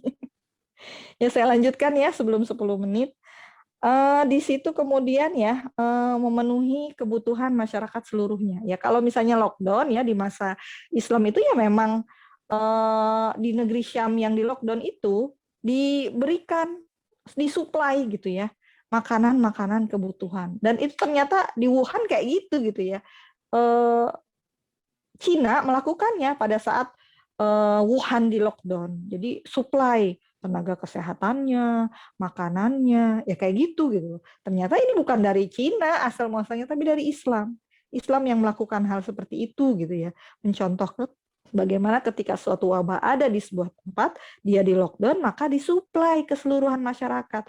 Kebutuhan pokoknya dia kan gimana nggak keluar, katanya pejuang nafkah. Kan siapa yang menyediakan makanan? Siapa yang membawa di rumah gimana kalau menjerit kelaparan, saya di rumah aja. Maka itu disuplai oleh negara. Kan nggak bisa sama individu-individu atau masyarakat. Hanya sedikit mungkin kalau individu dan masyarakat turun tangan bantu. Karena tugas utamanya adalah tugas negara. Dan ini kalau negara tidak melakukannya dalam Islam, berarti dia sudah melakukan kemaksiatan kepada Allah. Gitu kalau dalam Islam. Jadi pemimpin itu berat kalau dalam Islam tuh. Bahkan Abu Bakar Siddiq saja takut, nggak mau.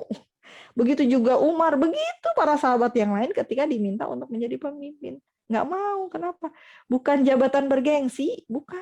Tapi berat akhiratnya. Bahkan Umar pernah berkata, kalau ada sebuah keledai di Daljah tuh di Irak sana, nun jauh di sana, jatuh celaka karena jalanan rusak di Daljah, maka itu kesalahan Umar. Itu kata Umar. Masya Allah. Ya, jadi negara itu seperti itu gitu ya, memberikan pemenuhan gitu. Keledai aja diperhatikan. Apalagi kamu, iya kamu yang butuh makan, butuh suplai gitu. Nah, dan ini ya butuh memang apa ya, sistem yang sangat kuat, yang kokoh. Nah, yang berikutnya edukasi terhadap pandemi ya, ini juga dirasa gitu oleh berbagai kalangan memang minim terhadap edukasi pandemi. Jadi merangkul berbagai kalangan termasuk mahasiswa seperti saat ini cara yang salah satu yang ya daripada tidak sama sekali gitu ya, tidak terlambat, tidak ada yang terlambat, lebih baik kita lakukan apa yang kita bisa lakukan, yaitu dengan menyampaikan gitu ya, mahasiswa-mahasiswa seperti kalian ini lagi KKN menyampaikan gitu ya, menginformasikan, mengedukasi gitu ya masyarakat awam ya, agar bagaimana pandemik dan penanganan terhadapnya, dan stop hoax gitu ya. Jadi mahasiswa juga jangan sebar-sebar hoax. Saya juga nggak tahu atuh hoax apa enggaknya. Kita juga kan karena dia dokter, masa sih hoax gitu. Terus gimana tuh tahu hoax apa enggak? Namanya mahasiswa dibekali senjata lebih karena biasa di sini berpikir. Maka sebelum tombol share, tombol berbagi dan sebagainya dilakukan, cek dulu dong gitu. Kan ada Google. Klik, klik, klik, klik. Ini informasi apa sih? Nggak apa gitu. Udah segitu canggih, handphonenya smart banget. Jangan sampai orang yang nggak smart. Udah itu handphone udah S7 kuliahnya, kalian masih baru S1 juga belum nih. Itu harus lebih canggih manusianya ya. Kan yang nyiptain juga kita manusia gitu. Jadi di googling dulu sebelum di-share. Benar nggak sih ini? Nah, googling. Hoax apa enggak? Karena memang sebenarnya ada orang-orang yang mencari ini hoax apa enggak di posting gitu. Cuman kita aja yang nggak mau nyari tahu gitu. Justru kita yang harus jadi penjaga dari hoax. Maksudnya ya jadi benteng agar hoax itu tidak berlanjut. Gitu. Nah, yang kelima adalah melakukan langkah preventif. Ya. Langkah preventif itu pencegahan. Pencegahannya apa ya? Itu yang tadi, yang masker segala macam. Itu dipastikan gimana supaya masker itu tetap dipakai. Sampai waktu itu Banten ya, luar biasa sih. Waktu ada arahan gubernur, kalau PNS tidak pakai masker, diturunkan pangkatnya. Wah, tiba-tiba semua masker. Yang PNS, nggak tahu ya nggak PNS. Padahal kan ya jangan diancam harusnya mah kesadaran ya. Tapi karena nggak jawara ya di Banten ini gitu ya. Jadi ya pengen ngejajal kesaktian. Kesaktian mana nih gitu ya. Jadi ya kadang-kadang ya kurang lah gitu. Makanya ya itu preventif ya masker, dan yang tadi ya yang 6M itu ya itu langkah preventif sebenarnya. Terus mengoptimalkan ilmu pengetahuan dan teknologi agar wabah segera selesai. Yaitu negara mendorong para peneliti, misalnya di Untirta nih kan udah ada fakultas kesehatan ya, kedokteran ya. Nah, itu dikasih dana besar, ayo teliti, ayo teliti, ayo teliti. Nah, begitu juga yang mikrobiologi ya, mikroba itu kan ada peneliti-penelitinya. Ayo dikasih. Begitu juga yang buat obatnya, farmasi, ayo terus. Jadi juga dibuat testingnya yang bagus kayak Genos gitu kan, kemarin itu kan dari UGM. Terus disupport ya. Nah, termasuk vaksin gitu ya.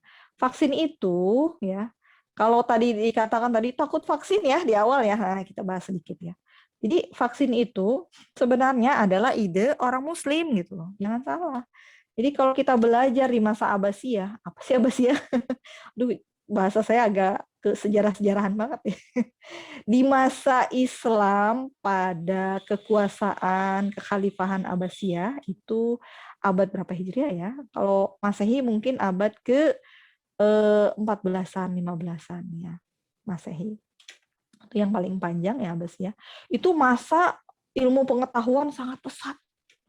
Sampai-sampai seluruh bahasa di dunia diterjemahkan ke bahasa Arab. Saking begitunya luar biasanya. Dan perpustakaan terbesar itu hanya ada di negeri-negeri Islam seperti di Baghdad ya, dan di Cordoba, Spanyol. Baghdad itu di Irak, Cordoba itu di Spanyol. Spanyol, Portugal lah sekarang gitu ya. Nah, buku-bukunya itu nggak usah ngomongin buku yang dimiliki negara, buku individu aja, milik individu itu, ya bahkan ulama itu rela jual rumah untuk beli buku. Coba bayangin. Sekarang mahasiswa Untirta rela jual apa untuk beli buku? Atau rela jual apa untuk beli kuota dan seblak? Ya kan kembali. Isi perut, isi hiburan game. Nah, itulah bedanya orang yang punya pemahaman agama ya. Dia kan mengutamakan ilmu gitu. Meskipun ya tadi menahan lapar dan sebagainya. Jadi vaksin itu sendiri ternyata idenya dari Muslim, dan itu di zaman Abbasiyah sudah mulai ada, misalnya kayak sebelum vaksin ya, kayak Ar-Razi ya. Ar-Razi ini ilmuwan kedokteran ya. Dia melempar daging, terus daging dilempar di berbagai penjuru tempat, terus dicek mana daging yang cepat busuk, mana daging yang tidak cepat busuk. Ketika diketahui daging yang tidak cepat busuk, disarankan ini bagus untuk membangun tempat kesehatan atau rumah sakit. Yang busuk itu berarti banyak kumannya. Tuh gitu. Jadi membangun rumah sakit itu bukan bikin aja yuk di sini ada lahan kosong, ya enggak gitu. Ya, itu arozi ya. Nah, banyak lagi gitu ya. Kacamata saya juga termasuk adalah pengetahuan hasil karya pemikiran Muslim gitu. Ilmuwan Islam. Afwan Ibu, suaranya nggak kedengeran. Vaksin. Kenapa? Halo? Suaranya hilang? Ada kok, di sini ada. Halo? Kedengeran? Oh iya, sudah Ibu. Dah, oke. Ya, yang vaksin ini ya saya ceritakan sedikit dalam Islamnya bagaimana. Ternyata vaksin ini muncul dari informasi ilmuwan Islam di masa kekhilafahan Turki. Di Turki itu di Utsmani ya, di Turki. Nah, ini diketahui oleh istri duta besar dari negara Eropa dan mereka menginformasikan pada ilmuwan di Eropa. Nah, ilmuwan Eropa mencobanya. Nah, terkesan kalau kita pahami sejarah kayaknya vaksin itu munculnya dari orang Eropa, padahal ini adalah ide-ide Muslim gitu. Jadi perkembangan kemajuan kesehatan itu adalah perkembangan Islam juga gitu loh. Jangan salah. Ibnu Sina, kitab Atibnya itu sampai sekarang menjadi prosedur kesehatan yang paling utama di Eropa. Sampai berabad-abad gitu. Nah, kenapa kita malah kebalik gitu ya? Udah kita Tibun Nabawi aja. Bukan tidak dilarang Tibun Nabawi itu, tapi bukan berarti kita meremehkan gitu atau menganggap ini mah kedokteran atau yang kimia-kimia ini adalah nggak sesuai dengan ajaran Nabi. Ya nggak gitu loh. Itu adalah perkembangan yang dilakukan oleh ilmuwan yang mereka meneliti dari berbagai ya yang diajarkan oleh Nabi Muhammad gitu loh. Jangan salah gitu. Kayak madu, kayak habatus sauda gitu ya. Jadi yang herbal-herbal itu tidak bertentangan dengan yang kimia-kimia. Jadi jangan dipertentangkan gitu ya. Malah kalau bisa kita ketahui yang herbal ini kita tidak tahu takaran tepatnya untuk menyembuhkan orang, tapi kalau yang kedokteran itu kan sudah jelas takaran kesehatannya. Jadi silahkan gitu ya. Berobat itu sunnah. Jadi silakan menggunakan obat-obatan yang sesuai dengan kebutuhan. Nah, termasuk juga vaksin gitu. Kalau vaksin memasukkan chip ya ke dalam tubuh kita gitu dikatakan. Terus kalau dimasukkan chip, terus fungsinya apa? Terus siapa kamu? Siapa aku? Sampai harus dimasukin chip. Orang penting yang harus dimasukin chip, dimata-matai gitu. Berapa puluh orang divaksin, jutaan manusia di dunia ini dimasukin chip, apa akan dikontrol kemudian oleh teori konspirasi itu nanti akan seperti robot, kamu bergerak ke sini, ya gitu. Apa begitu? Coba lihat orang yang udah divaksin, kayak begitu nggak? Pikirannya dikontrol nggak? Aktivitasnya dikontrol nggak? Nah, ya yang rasional Mohon maaf lah kita Ibu, berpikir. tinggal 1 menit lagi. Oke. Dari situ kita pahami soal vaksin, jadi jangan takut vaksin karena kematian bisa kapan saja datang dan vaksin adalah upaya bukan pencegahan ya, tapi menjaga agar tidak parah gitu ya. Jadi kebetulan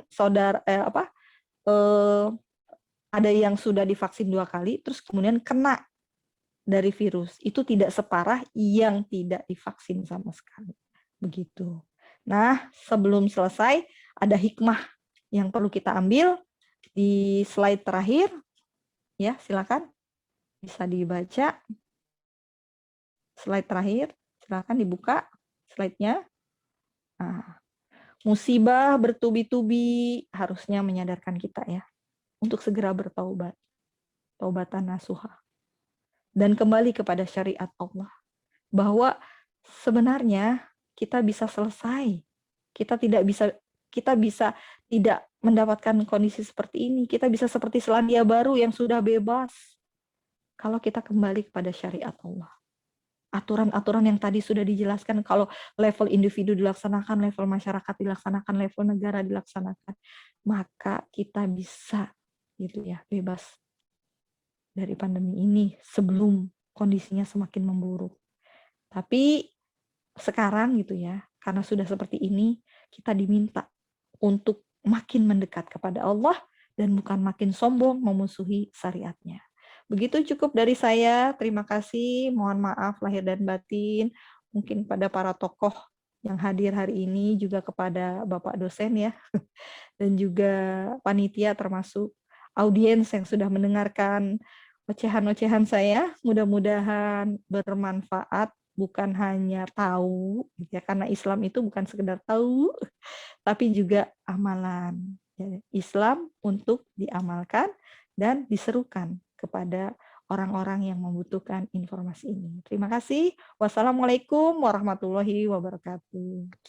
Waalaikumsalam warahmatullahi wabarakatuh. Waalaikumsalam. Masya Allah banget ya. warahmatullahi wabarakatuh. Masya Allah banget ya teman-teman atas penjelasan dari beliau nih. Jadi untuk mempersingkat waktu nih teman-teman, mungkin ada di antara kita yang ingin bertanya nih mengenai materi yang tadi telah disampaikan.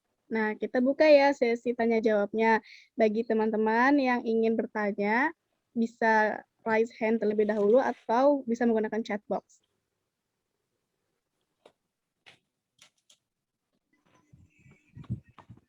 Assalamualaikum Bu, mau izin nanya Bu? Ya, waalaikumsalam warahmatullahi wabarakatuh. Silahkan, siapa namanya nih? Saya Kiki Bu. Oke, silakan. Ki. Assalamualaikum Bu, saya ada 2 pertanyaan. Perkenalkan nama saya Kiki, panggilannya Kiki Bu. Saya mahasiswa Bu, semester 1. Iya. Oh, alhamdulillah ya. Iya, udah lulus Bu. Ini karena PPKM jadi ini. Ini kan yang ini tentang perspektif Islam ya Bu ya? Ya. Jenengan dosen agama apa Bu? Sejarah peradaban Islam. Oh, sejarah. Iya, saya ada 2 pertanyaan. Pertama itu, menurut panjenengan bagaimana hukumnya apa yang sekarang negara ini kan banyak tuh pasien-pasien yang meninggal. Nah itu jenazahnya itu kan nggak dimakamkan sesuai syariat Islam ya Bu. Jadi dimasukkan peti, terus petugas kuburnya pakai APD, ditumpuk, itu bagaimana? Dan yang kedua itu, karena saya sebagai orang Jawa, saya percaya dengan apa namanya pagebluk ya. Jadi nggak tahu kalau orang Sunda atau orang apa, kalau misalnya ada wabah atau ada bencana gitu kan percaya pagebluk itu bisa sembuh dengan misalnya makan sayur lodeh. Itu ada filosofi maknanya, itu berkaitan dengan tradisi kejawen. Nah itu menurut pendapat panjenengan bagaimana hubungannya dengan Islam Bu? Itu saja Bu. Terima kasih. Oke, terima kasih Kiki. Gimana, itu saya Ibu? langsung jawab apa mau ditampung apa gimana ini? Ibu gimana? Maunya langsung dijawab dulu atau ditampung dulu? Boleh ditampung juga dulu. Tampung nih. Oke, Takutnya mungkin kalau saya satu langsung orang jawab lagi dulu kali ya. kepanjangan nanti nggak ada kesempatan yang lain untuk bertanya. Iya. Tadi ada tuh kalau nggak salah ada yang raise hand juga sebelumnya, Koko Yusuf Ardiansyah ya kalau nggak salah tadi tuh.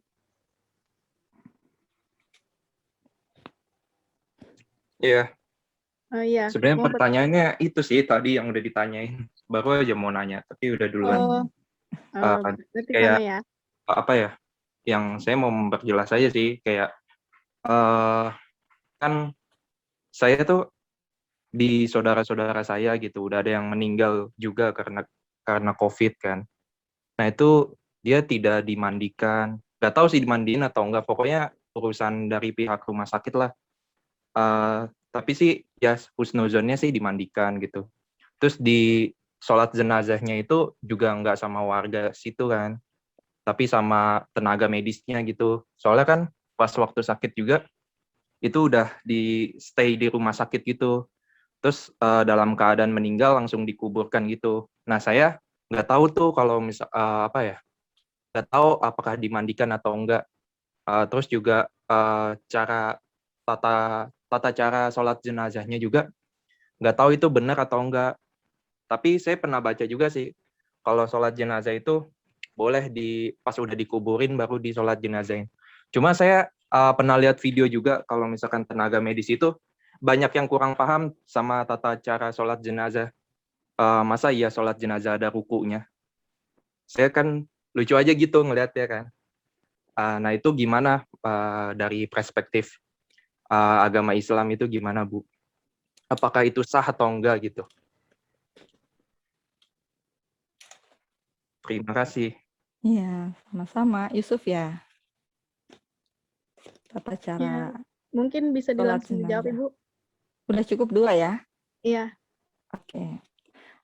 Saya bukan dosen agama Islam ya, bahkan bukan orang pesantren. Tapi saya mendalami sejarahnya, sejarah Islam. Jadi saya menjawab kapasitasnya saya bukan sebagai ulama, bukan sebagai nyai pondok, bukan juga apa namanya yang jurusan itu ya, jurusan fikih gitu ya. Tapi insya Allah saya jawab semampu saya gitu ya, yang dari sejarah ya sekali lagi.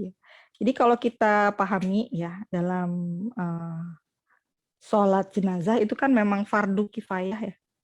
Jadi harus ada yang melakukan sholat jenazah. Ini sholat jenazah dulu ya, dari pertanyaan Kiki maupun Yusuf ya.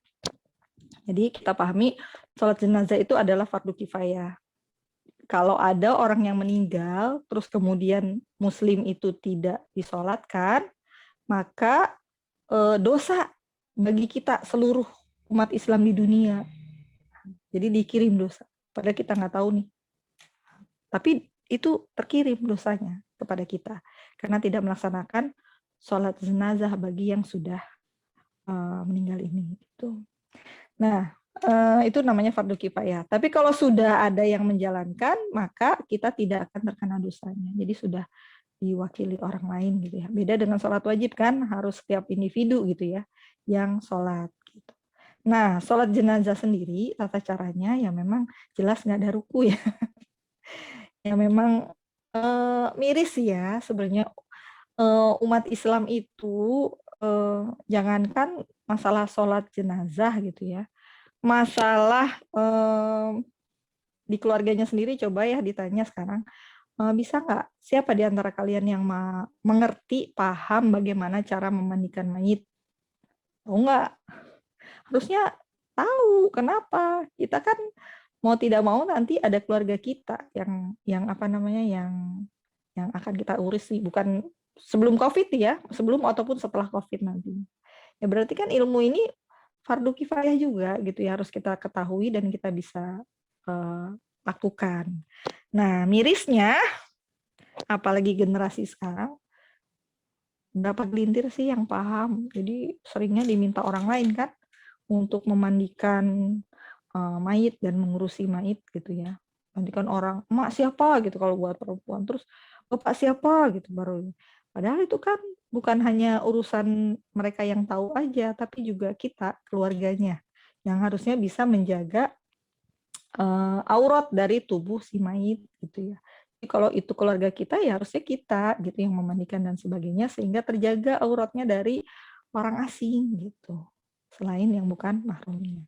Nah itu yang tata cara sholat jenazah yang memang bukan yang sholat tadi memandikan juga prihatin gitu ya. Karena memang kalau yang latihan paling-paling emak-emak di majelis taklim gitu ya. Coba remaja masjid takut mandiin mayat.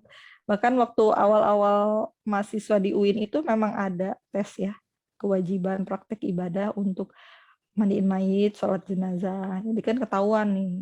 Karena saya kebetulan juga ngajarin di kelas pendidikan agama Islam. Jadi ketahuan anak-anak yang bukan hanya sekedar memandikan, kata saya. Apa ayatnya? Apa dalilnya? Harus tahu kalau pendidikan agama Islam. Nah gimana dong Untirta? Ada kewajiban juga nggak? Ya tadi karena fardu kifayah gitu ya. Jadi harus ada upaya lah gitu ya. Tahu untuk sholat jenazah dan memandikan. Ini informasi awal dulu ya. Sebelum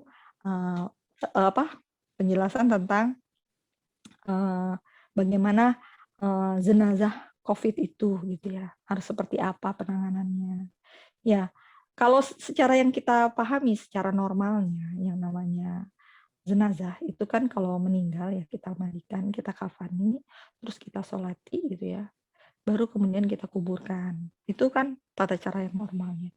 Ada nggak tata cara yang nggak normal? Ada. Di masa Islam itu pada masa perang ya, itu tidak ada yang ditumpuk langsung. Coba kalian ke makam di Makkah ya, makamnya para sahabat. Itu ada yang satu kuburan tuh langsung apa sih namanya, saya lupa. Itu ditumpukin. Nah, jadi tidak dimandikan gitu ya, tidak ditayamumkan. Bahkan ada yang mau ditutupin aja gitu ya, kayak Musa bin Umair kalau tidak salah, ditarik ke atas tutupannya, kainnya, kakinya kelihatan, ditarik ke bawah, kepalanya kelihatan, jadinya ya udah yang ada itu. Dan ini di masa Rasulullah loh gitu ya. Jadi kalau misalnya masalah seperti itu ya memang kondisinya ya dibolehkan dalam kondisi memang terdesak. Tapi masalahnya ini kan bukan peperangan ya. Ini bukan jihad gitu kalau bahasa Rasulnya saat itu ya. Ini kan wabah. Terus gimana dong kalau wabah? Kalau kalian lihat di India gitu ya, itu dikuburin di pinggir-pinggir Sungai Gangga, dan sekarang itu lagi rawan karena Sungai Gangga bisa meluap dan nanti mayit-mayit itu kebawa ke sungai itu, padahal Sungai Gangga itu dianggap sungai suci dan orang mandi, aktivitas minum dan sebagainya dari Sungai Gangga itu karena dianggap suci. Itu kalau agama Hindu. Dalam agama Islam gimana dong mayit dengan masalah wabah ini gitu. Ya, kalau kita pahami para ulama mengambil gitu ya fikih mana terhadap pemulasaran jenazah kalau bahasanya ya. Nah, yang pertama gimana kalau ngedenger tadi ya mayat ditumpuk-tumpuk, kemudian juga dikuburkannya di peti, kan nggak di peti kalau dalam Islam, harusnya kan dengan kain kafan aja. Kalau di peti mah kan biasanya itu orang-orang Nasrani ya dipetiin gitu. Nah kok di COVID malah pakai peti gitu. Terus juga yang kasus ada orang kesehatan yang sholat jenazahnya pakai ruku, ya itu kan satu kasus dari sekian banyaknya kasus yang ada.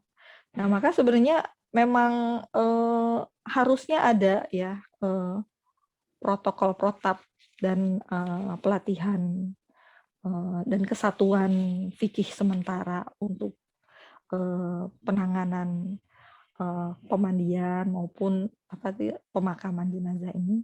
Artinya ini bisa kita kita satu pandangan dulu gitu ya. Masalahnya kan banyak beda pandangan. Satu pandangan apa, terus kemudian negara menetapkan apa, lalu kemudian di situ negara setelah mendapatkan dari tokoh-tokoh yang memang memiliki keilmuan gitu ya, keilmuan agama terhadap masalah pemakaman jenazah ini, apakah akan diperlakukan dikiaskan seperti kasusnya mati syahid sehingga tidak perlu tidak perlu seperti tata cara sholat jenazah seperti biasa maupun pemakaman jenazah biasa sehingga dianggap seperti orang yang meninggal di medan pertempuran. Kalau dikisahkan seperti itu bagi para ulama, maka diambil oleh negara kemudian ditetapkan, disampaikan kepada orang-orang yang mengelola gitu ya, dan dilatih juga orang-orang yang mengelola itu untuk melaksanakan pemulasaran sesuai dengan yang diambil fikihnya. Kan fikih itu banyak ya. Sholat aja gitu kan beda-beda kan. Ada imamnya mazhab Syafi'i, yang kalau di Indonesia paling banyak memang mazhab Syafi'i gitu. Tapi tidak berarti kita menafikan mazhab-mazhab yang lain, yaitu Hambali, imam lain gitu ya, Imam Hambal tadi ya. Nah, itu artinya kita memang harus ada kesatuan dulu dalam bentuk negara yang menetapkan. Nah, termasuk masalah jenazah ini. Jadi kalau sudah ditetapkan apa kan enak gitu. Jadi masyarakat pun dipahamkan, oh ternyata ini sama dengan pemahaman dari pada saat perang dianggapnya, dikisaskan dengan perang. Kiaskan itu disamakan gitu. Kayak misalnya kalau zakat fitrah dikiaskan, zakat fitrah itu kan harus bahan pokok itu kalau di Arab sana gandum, kita beras, maka dikiaskan ya boleh beras menggantikan gandum. Nah sama kayak gitu. Apakah kayak gitu yang diambil? Kalau sekarang kan rancu gitu. seperti apa. Saya sendiri gitu ya, mencermati kondisi pemulasaran memang memprihatinkan sih ya. Bukan sekedar sekedar hanya mengikuti pemerintah saja, tapi memang perlu kita kritisi dan kita sampaikan gitu hal yang baik ini gitu ya, yang dipahami oleh teman-teman, apalagi memang saudara-saudara kita sendiri ya yang terkena, dan itu butuh gitu ya, bagaimana kita bisa lega gitu bahwa kita melakukan penanganan mereka-mereka yang terkena wabah ini dan meninggal gitu ya, dengan berdasarkan kebaikan. Karena apa? Mayit itu haknya adalah hak Allah. Jadi nggak boleh tubuh mayit itu bahkan dianiaya gitu loh. Pokoknya rasanya apa ya? Pokoknya diambil tanpa misalnya diambil matanya atau apa dan sebagainya, atau dilukai dan sebagainya. Itu nggak boleh, karena mayit itu udah haknya Allah, maka kembali sebagaimana kondisi mayit itu. Nah, jadi saya hanya bisa menjawab dari segi sejarah fikihnya seperti apa ya. Itu dikembalikan kepada ahli fikih ya. Saya kalau bicara nanti melewati batas kemampuan saya, dan kalau melewati batas kemampuan saya, maka Imam Syafi'i berkata, orang yang tidak tahu batas kemampuannya adalah orang yang bodoh sok pintar. Jadi saya nggak mau jadi orang bodoh sok pintar. Dan kata Imam Bisri, Hasan Bisri adalah, lebih baik saya menjadi ekor dari kebenaran daripada saya menjadi kepala dari kebatilan. Orang saya nggak tahu, tapi saya maksain untuk jawab sesuatu yang tidak saya ketahui. Gitu. Itu aja informasi tentang pemakaman di masa Rasul. Bukan hanya pemakaman biasa, ada juga pemakaman yang tadi modelnya pada saat peperangan gitu ya. Jadi memang ada pengecualian itu. Gitu. Itu untuk penanganan jenazah COVID dan tata cara sholat jenazah. Jadi dorongan saya buat teman-teman, kritik bagus, tapi juga jangan hanya kritik, kita juga belajar tentang fikih tadi, sholat jenazah, dan juga memandikan mayitnya ya. Terus yang berikutnya Pak Gebluk tadi ya, ada mitos-mitos. Ya memang kalau kebetulan sejarah Jawa ya, memang menganggap wabah itu Pak Gebluk. Iya mangga, silakan makan. Yang mau makan, ntar kosong mulutnya. Ya, jadi Pak Gebluk itu ya dianggap bahasa orang Jawanya adalah wabah yang datang dari mitos-mitos gitu ya. Bahkan ada Dormo Gandul ya. Jadi ada bukan semacam ya, beberapa kitab-kitab futurolog kalau bahasa sayanya, karena saya kebetulan di awal tuh memang diminta untuk jadi futurolog. Ya Pak Gebluk tuh wabah maksudnya. Cuman wabah dibungkus dalam sebuah mitos legend gitu ya. Nah, ini beberapa futurolog itu future gitu ya, bisa mendeteksi masa depan gitu ya, mengidentifikasi ke depannya mau apa gitu. Ada tuh kitab-kitab kejawennya gitu, salah satunya ya Dormo Gandul apa gitu ya. Beberapa buku lain saya nggak baca ya, karena karena itu bahasanya agak-agak bukan saya gitu ya. Jawa Sangsekerta, jadi harus nguasain lagi gitu ya. Jadi tapi memang kita pahami ada gitu ya, memang di kejawen pemahaman seperti itu. Nah, sebagai seorang muslim tentu saja panduan kita, sumber kebenaran kita bukanlah katanya-katanya atau kitab-kitab yang kita tidak tahu kejelasannya, siapa dia yang membawanya. Sudah jelas gitu. Seorang muslim punya batasan sumber yang bisa menetapkan kebenaran itu apa. Jelas ya? Apa itu? Al-Quran, hadis. Al-Quran sudah jelas ada di tangan kita, sok baca.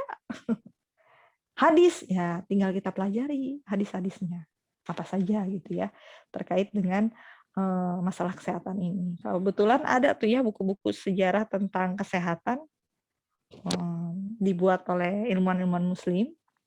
Cuma memang tidak populer ya, karena memang siapa juga yang mempelajari gitu ya. Kalau memang bukan orang yang berminat, apalagi orang sejarah aja, jangan bicara sejarah deh, ngantuk. SD, SMP, SMA, ini mah guru bikin pengen tidur, pelor, kayak didongengin kan. Nah, jadi maka kita kalau mendengarkan informasi yang ketidakjelasannya jelas, paham nggak maksudnya ketidakjelasan jelas? Bahwa informasi mitos, dongeng, itu kan nggak tahu ya siapa yang buat, maksudnya apa, benar apa enggak. Kalau bahasa agamanya, sanadnya dari mana, matannya gimana. Itu mah orang UIN ya kalau saya baca bahas gitu. Maksudnya siapa yang meriwayatkannya, orangnya terpercaya nggak, pernah berbuat maksiat nggak. Informasi hadis kan seperti itu. Ini mah kitab dari yang menyatakan pagebluk itu kan kitab-kitab kejawen tadi yang masalah keimanannya ya sukar untuk kita imani gitu loh. Jauh, malah kita akan membahayakan keimanan kita kalau kita mengambil ini. Jangankan gitu kitab-kitab ini. Di masa Rasulullah pernah sahabat memegang mushaf satu aja, satu. Bukan mushaf ya, satu. Satu berkas lembaran terkait dengan kitab Taurat kalau nggak salah ya. Itu kan diturunkan oleh kepada Nabi dan Rasul ya. Taurat tuh masa apa coba? Nabi siapa coba? Rasul siapa? Taurat. Nabi Musa. Musa alaihissalam, Bu. Ya. Cerdas-cerdas ya anak Untirta, luar biasa agamanya nih. Ya, itu ternyata dimarahi oleh Nabi Muhammad. Nggak usah kamu lihat itu, cukuplah Islam. Cukuplah gitu ya. Cukuplah Islam. Cukuplah Al-Quran yang diturunkan kepada kita. Karena yang dulu-dulu itu, kalaupun ada mereka, sudah disempurnakan dalam Islam. Jadi nggak akan dipakai lagi. Kalaupun Nabi Isa ada, Nabi Musa ada, pasti memakai Al-Quran. Karena yang sempurna itu, yang dijamin adalah Al-Quran. Gitu. Jadi ya udah nggak usah dipakai yang kitab-kitab yang isinya pagebluk, mitos-mitos, makan sayur lodeh, sembuh gitu. Apalagi yang lain-lain. Ya, begitu jawaban saya terhadap pertanyaan dari Kiki maupun Yusuf. Kalau mungkin ada yang mau lanjut, kalau masih ada waktu ya mungkin saya tanyakan ke moderator, masih ada waktu nggak? Bisa dipersilahkan. Waktunya sebenarnya sudah habis ya, Bu. Oh, udah habis ya. Iya, nggak disangka kan tahu-tahu habis aja waktunya. Luar biasa nih pemateri dari Ibu nih, materinya benar-benar menggugah gitu kan, Bu. Jadi memandang pandemi itu bukan lagi dari sisi kesehatan aja, melainkan dari sisi sejarah juga, terutama dari Islam. Di mana Islam itu ternyata punya aturan dalam mencegahnya juga, dalam mengatasinya juga, dan seandainya kita terkena pun nggak ada alasan untuk yang namanya depresi atau sedih yang berlebihan kayak gitu ya. Kenapa? Karena ada surga gitu jaminannya dari Allah Subhanahu Wa Taala. Nah, jadi karena kita udah sebentar lagi nih ya Bu ya, kita tutup aja untuk sesi tanya jawab ini. Mungkin nanti kalau teman-teman ada yang ingin bertanya lagi bisa di grup WhatsApp ya. Nanti bisa disampaikan nih ke Bu Ratni. Ibu bersedia kan Bu ya ngejawabnya nih Bu? Insya Allah, kalau bisa saya jawab, kalau enggak ya dibagi ke ilmu-ilmu yang lain. Jangan lupa ya kasih nomor teleponnya siapa tadi, Arif ya? Iya tadi itu siapa ya? Arya. Oh, Arya, maaf. Oh iya. Arya, ya. Nanti minta nomor teleponnya Arya ya. Biar saya bisa berbagi door prize sedikit. Masya Allah. Rezeki ya. Rezeki Senin pagi ini. Masya Allah, luar biasa. Ya. Oh ya, untuk teman-teman sekalian, jangan lupa untuk absen ya. Yang belum absen, silakan absen. Nah, karena kita sudah tutup ini, acara selanjutnya ialah pembacaan doa. Pembacaan doa ini nanti akan dibacakan oleh Saudara Arif Darmawan ya. Gimana? Saya boleh. Ya.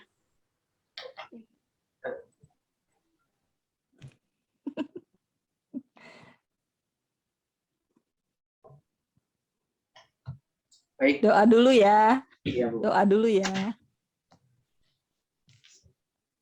Bismillahirrahmanirrahim.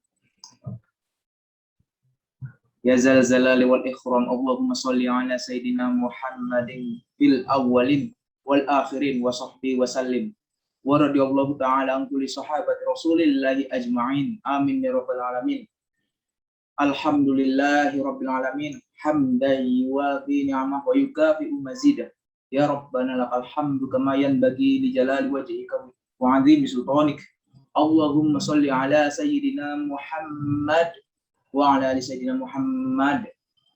Allahumma sholatan tutawwiru biha a'marana ma'a ibadat wal istiqamah wa tusahihu biha ajsadana wa tunawwiru biha qulubana bi nuri ma'rifatik wa tukthiru biha amwalana wa adyafana wa atba'ana wa takshifu biha humumana wa gumumana wa taqdi biha hawaijana wa tuhliku biha a'da'ana wa tanfa'u biha hulumana wa tuhasilu biha maqasidana wa tadfa'u 'anna jami'al bala'i wa tuhawwinu biha syaqarratina wa tudkhiluna biha jannataka bi ghairi hisab wa ala washabihi wa sallam.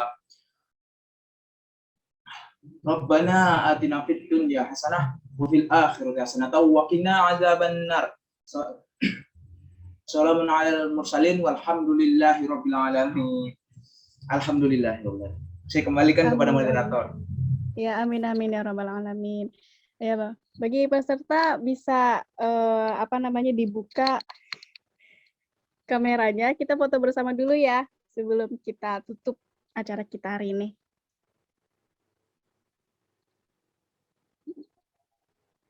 Nah, teman-teman bisa on cam, kameranya dibuka, nggak usah malu-malu.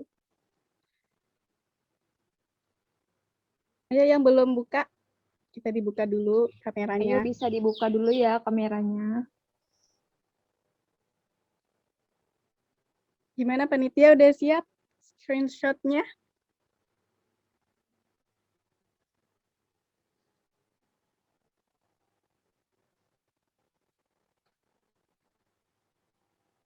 Gimana nih? Dihitung, gimana nih? Kita hitung kali ya. Udah siap ya? Ayo, 1, 2, 3. Udah semua? Udah? Baik, terima kasih untuk teman-teman semua, untuk para hadirin sudah mau hadir di acara kita hari ini. Nah, telah sampailah kita di penghujung acara kita ya, oleh karena itu saya sebagai pembawa acara memohon maaf yang sebesar-besarnya apabila ada tutur kata yang kurang berkenan di hati para peserta semuanya. Sekian, mari kita tutup acara seminar kali ini dengan bacaan hamdalah. Alhamdulillahirabbil alamin dan doa kafaratul majelis. Subhanaka Allahumma wa bihamdika asyhadu an la ilaha illa anta astaghfiruka wa atubu ilaik.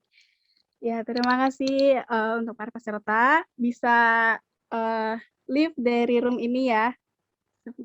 Boleh dipersilahkan.